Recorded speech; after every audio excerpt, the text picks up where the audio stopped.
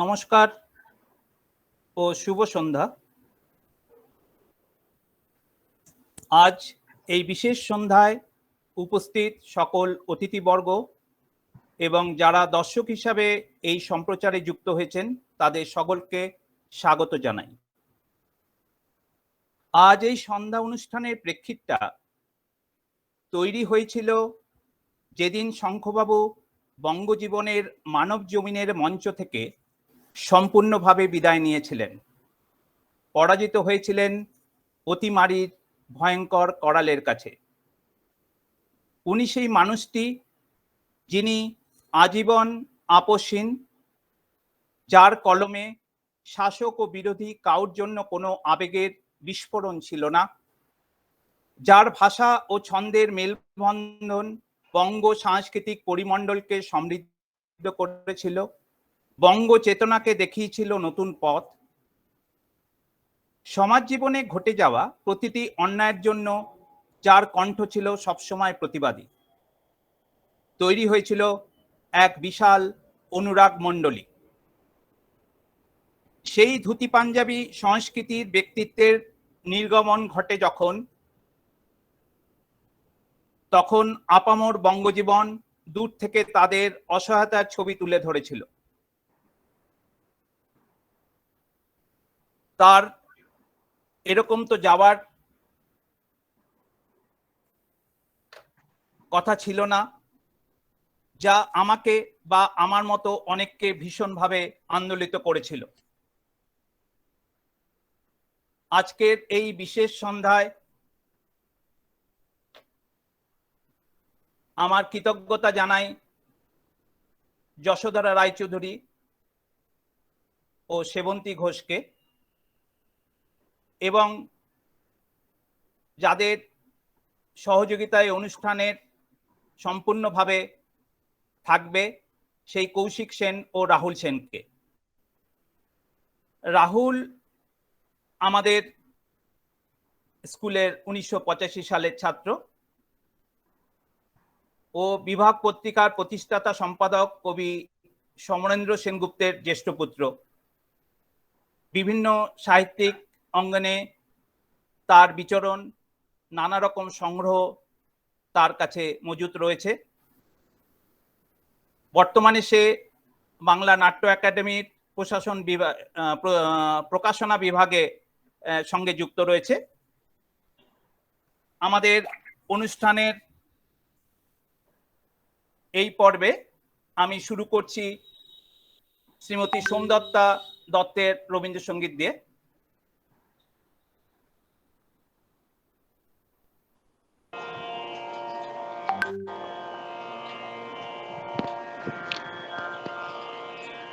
নমস্কার।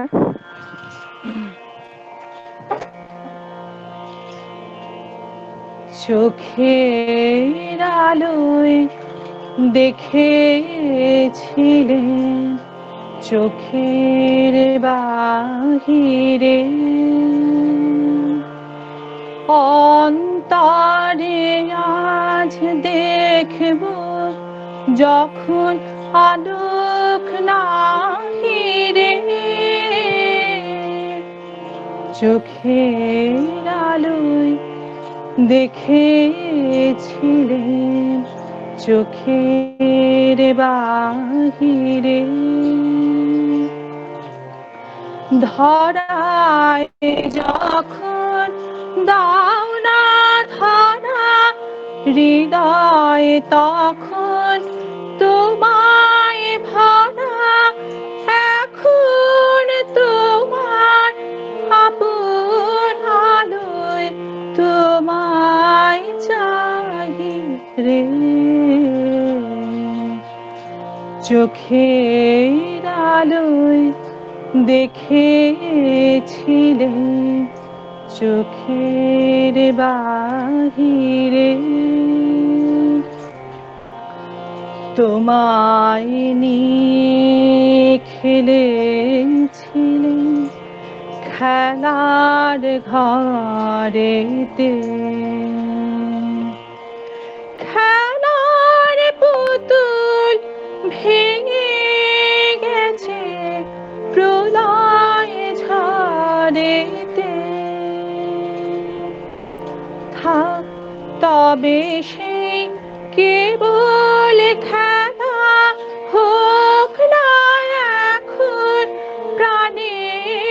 বেলা তারের বিনা ভাঙলো হৃদয় বিনায় গাহিরে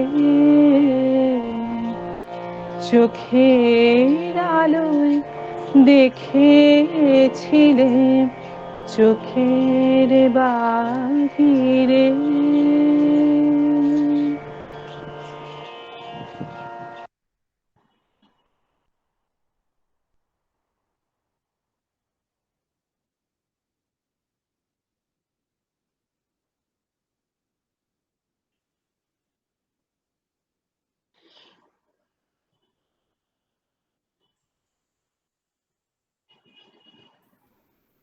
মামাদা শুনতে পাচ্ছ? মামাদা? আছি রে, শুনতে পেয়েছি। হ্যাঁ, তুমি তোমার লেখাটি পাঠ করবে বলছিলে, একটু লেখাটি তাহলে পড়ো, তারপরে রাহুল তার পরবর্তী অধ্যায় নিয়ে এগিয়ে যাবে।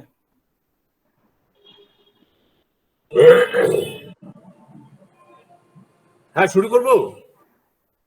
হ্যাঁ করো। হ্যাঁ শুরু করো। আচ্ছা, আমি সকলকে নমস্কার জানাচ্ছি যারা বিশিষ্ট অতিথি এসছেন এখানে।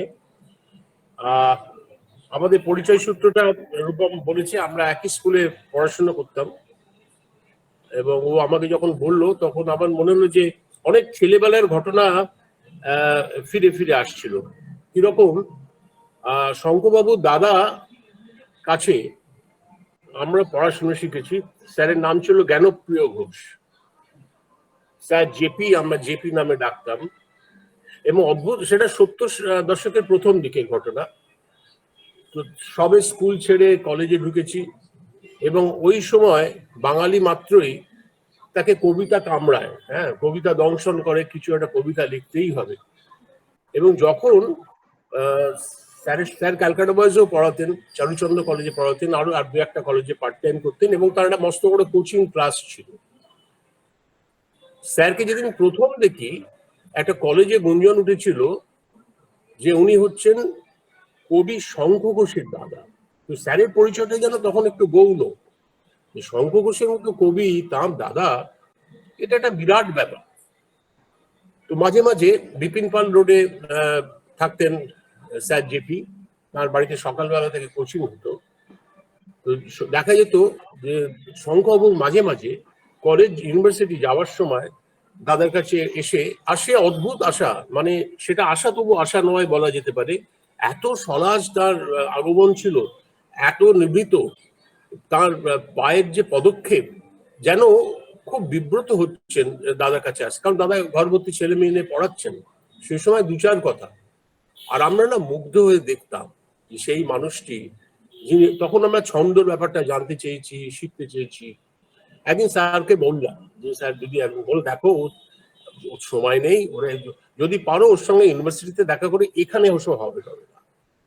স্যার কবিতার জিনিসটা খুব একটা করতেন না আর কি, মানে তোমার অ্যাকাউন্টেন্সি সব ছিল। তো সেই প্রথম বন্ধুদের মুখে মুখে শুনলাম যে দুটো বই আছে কবিতা লেখা শিখতে গেলে, দুটো বই আছে, একটা হচ্ছে কবিতার ক্লাস, আর হচ্ছে ছন্দের বারান্দা। তো সেই বই দুটো আমরা খুব আগ্রহ করে কিনলাম এবং সেটা তারপরে যা হয়, একটা লিটল ম্যাক করতাম, রবীন্দ্র সদনেতে আমরা বিক্রি করতে যেতাম, সমরেশ বাবুর সব ইন্টারভিউ নিতাম বড় বড় লেখকের, সেটা ছাপানো হতো, সেটা অন্য গল্প। কিন্তু শঙ্করবাবুর ইন্টারভিউটা আর আমাদের কখনো নেওয়া হয়নি এবং আমরা সেটা অ্যাপ্রোচও করতে পারিনি। তারপরে অচিরেই সব বন্ধ হয়েছে। কিন্তু তার প্রতি দেখুন, এই লেখালেখি জগতে থাকার সুবাদে তার কাছে যে যাওয়ার সুযোগ হয়নি বা কাছাকাছি থেকে দেখার সুযোগ হয়নি, মিছিলে হাঁটার সুযোগ হয়নি, এটা নয়, অন্যরকম ভাবে গিয়েছি, কাছ থেকে গিয়ে কথাও শুনেছি, কিন্তু আরো এগিয়ে গিয়ে যে বিশিষ্টভাবে আলাপিত হব সেটা হয়নি। সেটা কিন্তু আমাকে খুব জাগার দিতেন বুদ্ধদেব গুরু। উনি, ওনার সঙ্গে আমাদের খুব সখ্যতা আছে এবং আমাকে বলতেন যে দেখো, সাহিত্য জগতে দুজন মানুষকে জানবে, তারা অভিভাবক হতে পারে। আমি কিরকম, কে দাদা? উনি বললেন জ্যোতিভূষণ চাকি আর হচ্ছে আমাদের শঙ্খবাবু। শঙ্খবাবুর কাছে এই একজন দিদি বলছিলেন এক্ষুনি যে কোনো ভুল শব্দ ওটা অশিষ্ট হয়ে যেত, মানে ওই রকম শব্দ উচ্চারণই করা যাবে না। তো ওর কাছে খুব শক্তিবাবুর সঙ্গে গল্প শুনতাম, শঙ্খবাবুর সঙ্গে গল্প শুনতাম। এখন বুদ্ধদেবদা খুব অসুস্থ, শয্যাশায়ী, কিন্তু এই যে অনুষ্ঠানটা হবে উনি এখন চোখেও দেখেন না, উনি বলেছিলেন যে আমাকে ঘটনাটা কি হবে না হবে, কে কে এলো, আমাকে একটু ডিটেলস জানিও। সেটা আমি নিশ্চয়ই জানাবো। আমি যে লেখাটি লিখেছি, ও আমায় রূপম বলবার পর আমি এটা করেছিলাম। লেখাটির নাম দিয়েছি এক রাত জাগা অভিভাবক। শঙ্খবাবুর নাম শুনলেই মনের ভেতর একটা চিত্রকল্প তৈরি হয়। শ্বেত শুভ্র বাঙালি পোশাকে সজ্জিত অধুনা বাঙালি সমাজে বিরল এক বিদ্বজন গম্ভীর মুখে হেঁটে আসছেন দৃঢ় পদক্ষেপে। তার হাঁটার ভঙ্গিই বলে দেয় কাব্যে কিংবা সমাজে কোন রকম ছন্দ ভঙ্গ হতে দিতে তিনি রাজি নন। গম্ভীর মুখেও ভেসে থাকতো বিনীত নম্র এক টুকরো হাসি, যা দেখে তার বিশিষ্ট বন্ধু পূর্ণেন্দু পত্রমশাই বলতেন মোনালিসার হাসি। কেন কবিতাকে বেঁচেছিলেন তা নিয়ে নিজেই আলোচনা করেছিলেন তার কবিতার মুহূর্ত বইটির ভূমিকায়। বলেছিলেন, কবিতার একটি নিজস্ব আবরণ আছে, তার ভেতরে প্রচ্ছন্ন রেখে অনেক কথা বলে নেওয়া যায়, অনেক আত্মপ্রসঙ্গ, কত বলেওছি হয়তো, কিন্তু গদ্যে নিজের বিষয় লিখতে ভয় হয়। গদ্য এত সরাসরি কথা বলে, এত কিছু জানিয়ে দেয়, কেবলই মনে হয় প্রকাশ্য করে এসব বলবার সময় নয় এখন। আর এই কারণেই তার কবিতা পড়তে পড়তে বারবার অনুভব করি কাব্যের মাঝে কিভাবে মিশে গেছে তার আপন ব্যক্তিত্ব। যে বইটি বিশ্ববিদ্যালয়ের বাংলা বিভাগের অবশ্য পাঠ্য একসময় ছিল, এখন জানি না সেটা আছে কিনা, তার নাম ছন্দের বারান্দা। বইটি আবার উঠতি কবিদের হাতে হাতে কিংবা কাঁধের ঝোলায় ঘোরে। যুগের পর যুগ ধরে ছন্দ শেখানোর এমন প্রচেষ্টা আর কেউ করেছেন কিনা আমার জানা নেই। ওই বইটিতে তিনি লিখেছিলেন কবির ব্যক্তিত্বের সঙ্গে তার ব্যবহৃত ছন্দের যোগ কোথায়, কিভাবে কোন কবি অল্পে অল্পে খুঁজে নেন তার নিজের ছন্দ, অথবা কিভাবে কোনো ছন্দ খুলে যায় এক মুক্তির দিকে। এই নিয়েই ছিল আমার নানা সময়ের ভাবনা, কোট আনকোট। বইটি প্রকাশিত হয়েছিল 1971 সালে। আর তার একটি বিখ্যাত বই কবিতার মুহূর্ত, যা প্রকাশিত হয়েছিল 1978 সালে। এই বইটিতে বেছে নিয়েছিলেন তার 25টি কবিতা। প্রতিটি কবিতা কিভাবে সৃষ্টি হয়েছিল শঙ্খবাবু লিখেছিলেন তার ইতিহাস। আর একজন সমাজ সচেতন কবির দায়িত্ব সম্পর্কে তিনি লিখেছিলেন তার প্রকাশিত কবিতা লেখা কবিতা পড়া বইটিতে। তিনি যেন দৃপ্ত কণ্ঠে ঘোষণা করেন, সচেতন লেখকের কাজ তার চারপাশে তাকিয়ে আর তার নিজের মধ্যেও তাকিয়ে সত্যটাকে বুঝতে শেখা, আর সেই সত্যকে প্রকাশ করা, নিজের কাছে কোনো রকম ফাঁকি না রেখে। তার বহু লিখিত বইয়ের বিবরণ দেবার মতো ক্ষমতা আমার নেই, তা নিয়ে আলোচনা করবেন আজকের বিশিষ্ট অতিথিরা। আমি শুধু আবিষ্ট হয়েছি তার প্রতিবাদী কলম যখন ঝলসে উঠত রাজনৈতিক টানাপোড়েনের নানান প্রেক্ষিতে। দুঃখে পড়া মানুষদের জন্য কোথাও কেউ উদ্যোগ নিচ্ছে জানতে পারলে সেখানে গুটি গুটি পৌঁছে দিতেন। কত দীর্ঘ মিছিলের সামনে তাকে দেখেছি হাঁটতে। একবার এইরকম হাঁটার সময় প্রবল বৃষ্টিতে ভিজে তিনি নিদারুণ অসুস্থ হয়ে পড়েন, তবু বদলাননি নিজেকে। তিনি ছিলেন বহু তরুণ কবির অভিভাবক। তার পায়ের কাছে বসে কবিতা লেখার পাঠ নিয়েছেন তারা। বিপন্ন মানুষের কাছে তিনি পরিত্রাতা, আর ছিলেন সমাজের এক রাত জাগা অভিভাবক।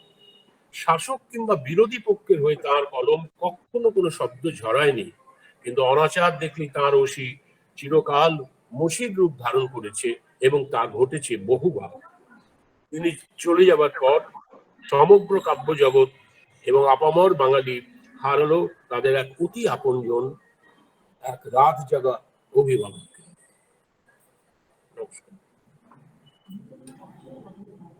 ধন্যবাদ মামাদা।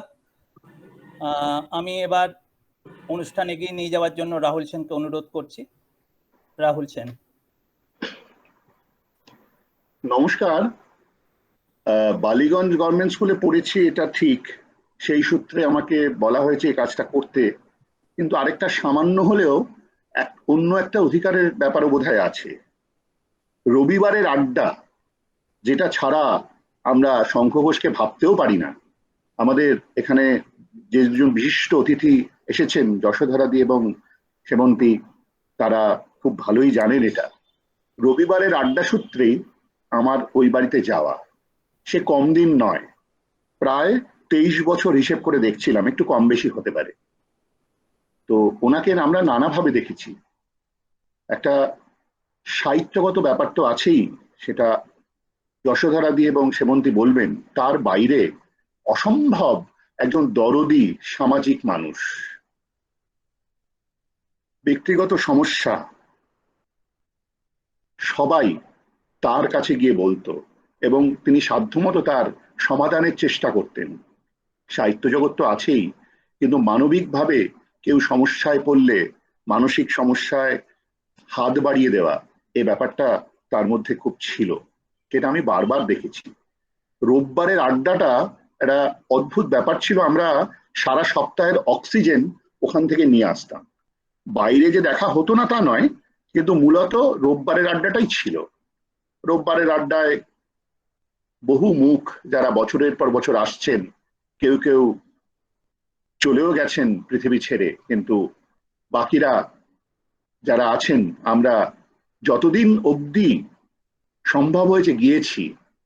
তারপরে ওর বয়সের কথা বিবেচনা করে আমরা যাওয়া বন্ধ করেছিলাম। তা সত্ত্বেও কিছু করা গেল না। এখন কার থেকে উনি এই মহামারীর ছোঁয়া পেলেন সেটা আর আজকে ভেবে কোনো লাভ নেই।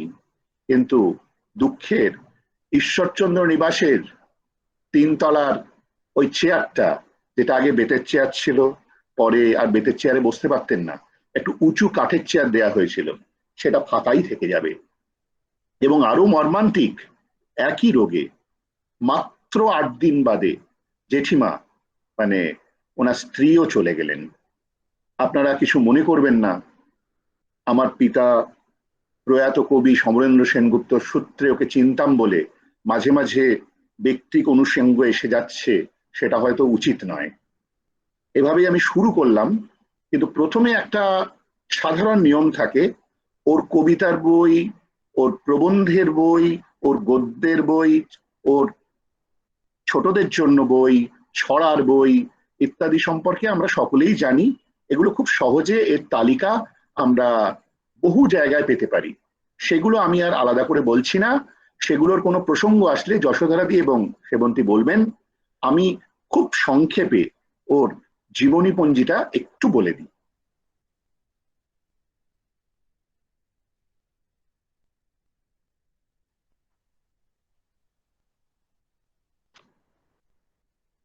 জন্ম 5 ফেব্রুয়ারি 1932 সাল, 22 মাঘ 1338।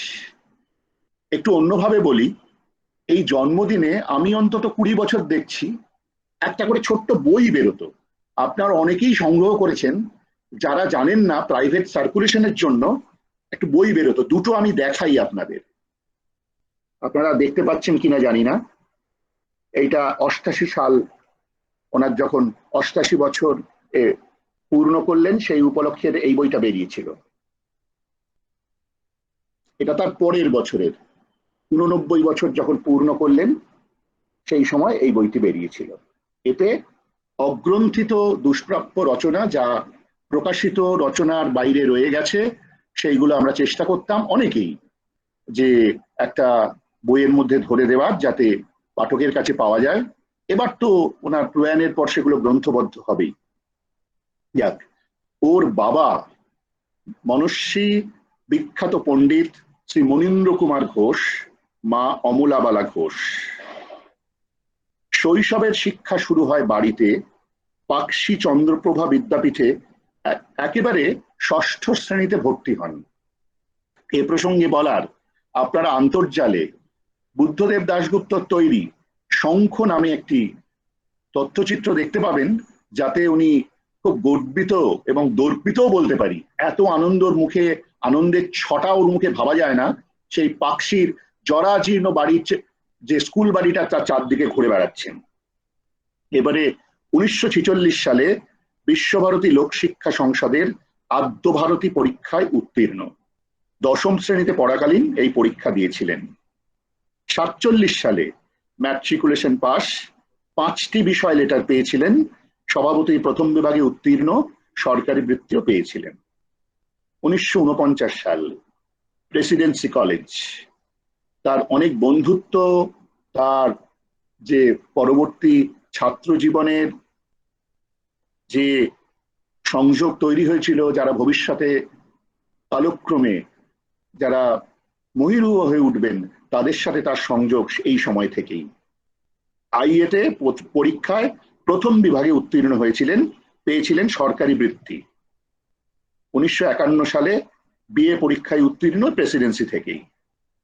1953 সালের জুলাই শ্রাবণ 1360 কৃত্তিবাস পত্রিকার প্রকাশ প্রথম সংখ্যা, প্রথম বর্ষের প্রথম সংখ্যা তার লেখা দিনগুলো রাতগুলো দিয়ে শুরু হয়েছিল। আমাকে মার্জনা করবেন, দিনগুলি রাতগুলি দিয়ে শুরু হয়েছিল। সেটা আপনাদের একটু দেখাই। এই হচ্ছে কৃত্তিবাসের প্রথম প্রথম সংখ্যা। এটারই দিনগুলি রাতগুলি এখানে ছাপা হয়েছিল। এ প্রসঙ্গে ফোকাসের জন্য আপনারা ঠিক দেখতে পাচ্ছেন কিনা আমি ঠিক বুঝতে পারছি না। এই প্রসঙ্গে একটা জিনিস বলার, একটু আমাদের ভুল ধারণাও এখানে আছে যে এই পত্রিকার প্রথম প্রকাশিত কবিতা তার প্রথম লেখা কিন্তু নয়। প্রথম লেখা সমর সেনের একটা ছোট্ট দুপাতার গদ্য, দ্বিতীয় লেখা জ্যোতিরিন্দ্র মৈত্রের 5 পাতার একটি গদ্য, দশম পাতা থেকে সেই অবিস্মরণীয় কবিতার মুদ্রণ দিনগুলি রাতগুলি। 1954 সাল কলকাতা বিশ্ববিদ্যালয় থেকে বাংলায় এমএ পরীক্ষায় প্রথম হন। 1955 আগস্ট সেপ্টেম্বর এই মাসে বঙ্গবাসী কলেজে লিভ ভ্যাকান্সিতে অধ্যাপনা। এখানে একটা বলার আছে, পরবর্তী জীবনে আপনারা অনেকেই চেনেন কুশল চক্রবর্তীর বাবা রুদ্রপ্রসাদ চক্রবর্তী এই কলেজেই ওর ছাত্র ছিলেন। ছাত্র এবং শিক্ষকের তফাৎ ছিল খুব সামান্য 3-4 বছর মাত্র। উনিও প্রয়াত হয়েছেন বছর 3-4 হয়ে গেল। ওই একই বছরের নভেম্বরে মুর্শিদাবাদ জঙ্গিপুর কলেজে অধ্যাপনা কর্মে যোগদান। 1956 সাল ফাল্গুনে ফেব্রুয়ারি মাসে কলকাতা বিশ্ববিদ্যালয়ের সহপাঠিনী শ্রীমতী ইভা প্রতিমা বিশ্বাস, যার ডাকনাম ইভা, তার সঙ্গে বিবাহ। যারা যারা ওর বাড়ি থেকে বই ধার করেছেন বা পড়েছেন দেখতে পাবেন কিছু কিছু বই যেগুলো উনি জেঠিমাকে দিয়েছিলেন তাতে একটা লেখা থাকতো ইভাকে, এবং ওপরে একটা সুন্দর একটা ফুলের মতো একটা কিছু আঁকা। সেই বইগুলো দেওয়ার সময় বলতেন এই অন্য বইগুলো তোমরা ফেরত দাও, কখনো কখনো নিজের কাছেও রেখে দাও, সেটা জানি, এই বইগুলো কিন্তু ফেরত দিও। এপ্রিলে বহরমপুর গার্লস কলেজে যোগদান করেন। 1957 সালে ফেব্রুয়ারিতে কলকাতা সিটি কলেজে আর্মা স্ট্রিটে যোগদান করেন। এবছর বড় মেয়ে শ্রাবন্তীরই মিঠিদির জন্ম। ফেব্রুয়ারিতে যাদবপুর বিশ্ববিদ্যালয়ে বাংলা বিভাগে যোগদান। বহুদিন ছিলেন, অন্যান্য জায়গায় গিয়ে আবার পরে ফিরে আসেন। অক্টোবরে আমেরিকার আইওয়া বিশ্ববিদ্যালয়ে ইন্টারন্যাশনাল ক্রিয়েটিভ রাইটিং প্রোগ্রামে আমন্ত্রিত হয়ে প্রথম বিদেশ যাত্রা। এই প্রসঙ্গে একটা খুব মজার জিনিস বলার আছে। 77 সালে উনি নরসিংহ দাস পুরস্কার পান, আর 78 সালে মিনি বুক বেরোয়। মিনি বুকে সন্দীপন চট্টোপাধ্যায় ওর কোটটাই পর একটা ছবি ছাপেন। কি করে সেটা পেলেন, এটা একদম ফার্স্ট হ্যান্ড আমি শোনা সন্দীপন কাকুর মুখ থেকে। এটা বলি, আমি বললাম যে এই ছবিটা তুমি কি করে পেলে, ছাপলে কি করে? উনি তোমাকে দিলেন? বলে পাগল, এই ছবি কখনো দেয় কেউ? অ্যালবামটা রেখে উনি ভেতরের ঘরে গিয়েছিলেন, ওই অ্যালবাম থেকে ওই ছবিটা আমি সরিয়ে দিয়েছি। ওই ছবিটা এখনো আমার কাছে আছে, ওটা আপনাদের একটু দেখাই।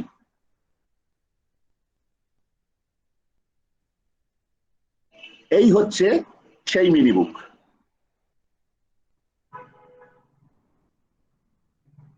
এটা আসলটা, প্রতিভাস প্রকাশিতটা নয়।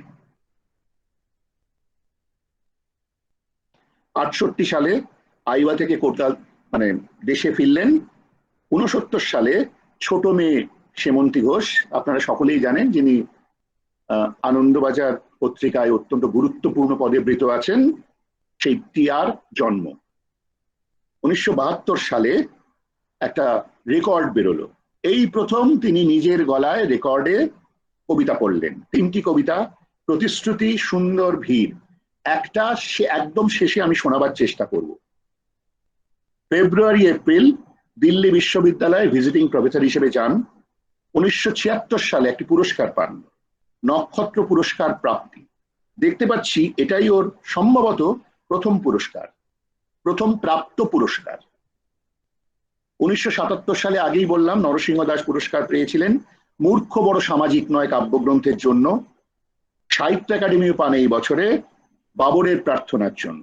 বাবরের প্রার্থনার ইতিহাস আপনারা জানেন।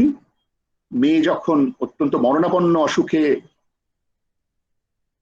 প্রায় খুবই তার খারাপ অবস্থা, সেই সময় উনি নিজের সঙ্গে রিলেট করেছিলেন সম্রাট বাবরের, ঠিক বলছি বাবরই বোধহয়, সম্ভবত বাবরিকে প্রার্থনা করেছিলেন তার পুত্রের আরোগ্য কামনায়, সেই দুটোকে মিলিয়ে নেন।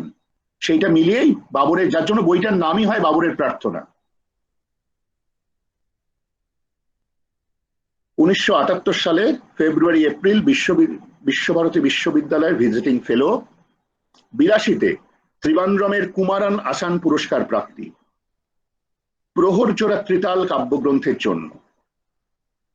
আগস্ট সেপ্টেম্বর বিশ্বভারতী বিশ্ববিদ্যালয়ে রাইটার ইন রেসিডেন্স প্রকল্পে যোগদান। 87 সালে 1 বছরের জন্য সিমলার Indian Institute of Advance Study poet in residence প্রকল্পে যান উনি। পশ্চিমবঙ্গ সরকারের পুরস্কার পান রবীন্দ্র পুরস্কার 1989 সালে ধুম লেগেছে হৃৎকমলে কাব্যগ্রন্থের জন্য। জুন মাসে বিশ্বভারতীর রবীন্দ্র ভবনের অধ্যক্ষ পদে যোগদান করেন। যে বছর ছিলেন অত্যন্ত গুরুত্বপূর্ণ কিছু কাজ করেছেন। সেই সময় ওনার আন্তরিক প্রণোদনায় রবি জীবনের সূত্রপাত হয়, যেটা ভবিষ্যতে পূর্ণতা পায়, কিন্তু উনি শেষ করে যেতে পারেননি, একটি খণ্ড বাকি ছিল। উনি খুব দুঃখ করেছেন যে ভগবান অনেককে আয়ু দিয়েছিলেন, ওকে একটু আয়ু দিল না, দিলে এই কাজটা শেষ হতে পারত। 1990 সালে বিশ্বভারতী রবীন্দ্র ভবনের অধ্যক্ষ পদ ত্যাগ করলেন, আবার যাদবপুর বিশ্ববিদ্যালয়ে ফিরে এলেন। যুগান্তর পত্রিকা মতিলাল পুরস্কার পেলেন তার সমগ্র সাহিত্য সৃষ্টির জন্য। 92 সাল ফেব্রুয়ারি মাস যাদবপুর বিশ্ববিদ্যালয়ের অধ্যাপনা থেকে অবসর গ্রহণ করলেন। আসামের কমল কুমারী ফাউন্ডেশন সাহিত্য সংস্কৃতিতে অবদানের জন্য একটা পুরস্কার দেয়, কমল কুমারী ন্যাশনাল অ্যাওয়ার্ড ফর কালচার, সেটা পেলেন। টেগর রিসার্চ ইনস্টিটিউট থেকে এই বছরই পেলেন রবীন্দ্র তত্ত্বাচার্য উপাধি। 1993 ভারত সরকারের এমেরিটাস ফেলো। 1995 সাল ভারতীয় ভাষা পরিষদ কলকাতা স্বর্ণাক্ষর পুরস্কার প্রাপ্তি। 1996 সালে পেলেন হায়দ্রাবাদের জেসুয়া ফাউন্ডেশন কর্তৃক জেসুয়া পুরস্কার। 98 সালে কবির সম্মান মধ্যপ্রদেশ সরকারের কাছ থেকে। শিরোমণি পুরস্কারও পেলেন এই বছরে কবিতার মুহূর্ত গ্রন্থের জন্য। কে কে বিড়লা ফাউন্ডেশন থেকে দেওয়া সরস্বতী পুরস্কারও পেলেন এই বছর। 1999-এ পেলেন সাহিত্য একাডেমি রক্ত কল্যাণ গ্রন্থটির জন্য। বিশ্বভারতী বিশ্ববিদ্যালয় এই বছর তাকে প্রদান করে দেশিকোত্তম। 2003 সম্বলপুর বিশ্ববিদ্যালয় থেকে গঙ্গাধর মেহের জাতীয় পুরস্কার প্রাপ্তি। 2004 হলদিয়া উৎসব কমিটি অন্নদা শঙ্কর রায় স্মৃতি পুরস্কার তাকে দিল। শরৎ সমিতি এই একই বছর শরৎ স্মৃতি পুরস্কার তাকে দিল। ডিলিট পেলেন ওই 2004 সালেই বিদ্যাসাগর বিশ্ববিদ্যালয় থেকে। 2006-এ বর্ধমান বিশ্ববিদ্যালয় থেকে পেলেন আবারও ডিলিট। রবীন্দ্র ভারতী বিশ্ববিদ্যালয়ে ডিলিট পেলেন 2010-এ। 2011-এ পেলেন পদ্মভূষণ। 2016-এ পেলেন ভারতীয় জ্ঞানপীঠ কর্তৃক জ্ঞানপীঠ পুরস্কার প্রাপ্তি। এ যে আমাদের কি আনন্দের বিষয়, যিনি যে লেখক তার লেখায় এবং আমাদের সকলকে তার হৃদয় দিয়ে ধারণ করে রেখেছেন, তার এই পুরস্কার প্রাপ্তিতে আমরা সকলে কি অসম্ভব আনন্দিত হয়েছিলাম, সেটা আমরা সবাই জানি। পরবর্তী সময় হয়তো যশোদাদি এবং সেবন্তী একটু বলবেন এ ব্যাপারে। তারপরে দীর্ঘ বিরতি, ওনার অসুস্থতা, তার মানে যে বাইরে যাওয়া বন্ধ হয়েছে তাও নয়, বাইরে যাওয়া বরং একটু বেড়েছিল। এটা একটা কারণ ছিল। 23 বছর আগে যখন যাওয়া শুরু করেছিলাম, ওনার বয়সটা তো অনেক কম, উনি অনেক জোরালো ভাবে না বলতেন কোন অনুষ্ঠানে যাওয়ার জন্য। পরের দিকে দেখা গেল যারা বলতে আসছে তারা মিঠিদির মেয়ে তার চেয়েও ছোট। উনি তো ভীষণ মায়ার মানুষ, মায়াতে আর না করতে পারতেন না। আমরা অনেক সময় বলতাম যে এত অনুষ্ঠানে যাচ্ছেন কেন, মানে এরকমও দেখেছি পরপর 5 দিনে 5টা অনুষ্ঠানে, 3 দিন সন্ধ্যাবেলায় আমি ওকে দেখেছি যে পরপর এরকম চলেছে। সেই সময় গেছেন, কিন্তু তার যাওয়া আসা অনেক রেস্ট্রিক্টেড হয়ে গিয়েছিল। আমরা রোববার যেতাম যতদিন না অতিমারির ব্যাপারটা হয়েছে আর কি। রোববারের আড্ডার জন্য আমাদের তো আকুলতা ছিলই, উনিও যে এটা কি ভালোবাসতেন এটা যশোধরাদি এবং সেবন্তীও বলবেন। সেবন্তী তো মাঝে মাঝেই যেতেন, খুব ভালোই জানেন। আর 21শে এপ্রিল কোভিডে আক্রান্ত হয়ে চলে গেলেন। স্ত্রী আমাদের জেঠিমা চলে গেলেন ঠিক 8 দিন পর, 29শে এপ্রিল। এটাই ওর সংক্ষিপ্ত জীবনপঞ্জি। ওর বইয়ের তালিকা আমি প্রথমেই বলেছি, বলার কোনো হয়তো এখানে দরকার পড়ে না, কারণ আপনারা সকলেই জানেন এবং এটা খুব সহজে পাওয়া যায়। এই জীবনপঞ্জি বলাটা আমি এখানেই শেষ করি। এবারে আমরা একজন কবির স্মরণে অনুষ্ঠানে তার কবিতা শুনব। কবিতা পড়বেন রেডিও, দূরদর্শন এবং দূরদর্শনের শিল্পী, এবং রেডিওতে তো বহু অনুষ্ঠানে আপনারা ওর কণ্ঠ শুনেছেন, এবং বিশিষ্ট বাচিক শিল্পী শ্রী কৌশিক সেন। আমি কৌশিকদাকে অনুরোধ করছি এবার তার নিবেদনের জন্য। নমস্কার সকলকে। শঙ্খ ঘোষের কবিতা প্রথম। বাবু মশাই। সে ছিল একদিন আমাদের যৌবনে কলকাতা, বেঁচেছিলাম বলেই সবার কিনেছিলাম মাথা। আর তাছাড়া ভাই আমরা সবাই জেনেছিলাম হবে নতুন সমাজ চোখের সামনে বিপ্লবে বিপ্লবে যাবে খোলনলিচা পাল্টে বিচার করবে নিচু জনে। কিন্তু সেদিন খুব কাছে নয়, জানেন সেটা মনে মিত্র বাবু মশাই বিষয়ে আশয় বাড়িয়ে যান তাই। মাঝে মধ্যে ভাবেন তিনি নুনান্তে পান তাই নিত্য ফুরোয় যাদের সাধাল্লাদের শেষ তলায় টুকু চির টাকাল রাখবে তাদের পায়ের তলার কুকুর। সেটা হয় না বাবা বলেই থাবা বাড়ান যতেক বাবু। কার ভাগে কি কম পড়ে যায় ভাবতে থাকেন ভাবুক। অমনি দু চোখ বেয়ে অলপ পেয়ে ঝরে জলের ধারা। বলেন বাবু হাবিবলবের সব মাটি সাহারা। কুমির কাঁদতে থাকে আয় আমাকে নামা নামা বলে। কিন্তু বাবু আর যাব না চড়াতে জঙ্গলে। আমরা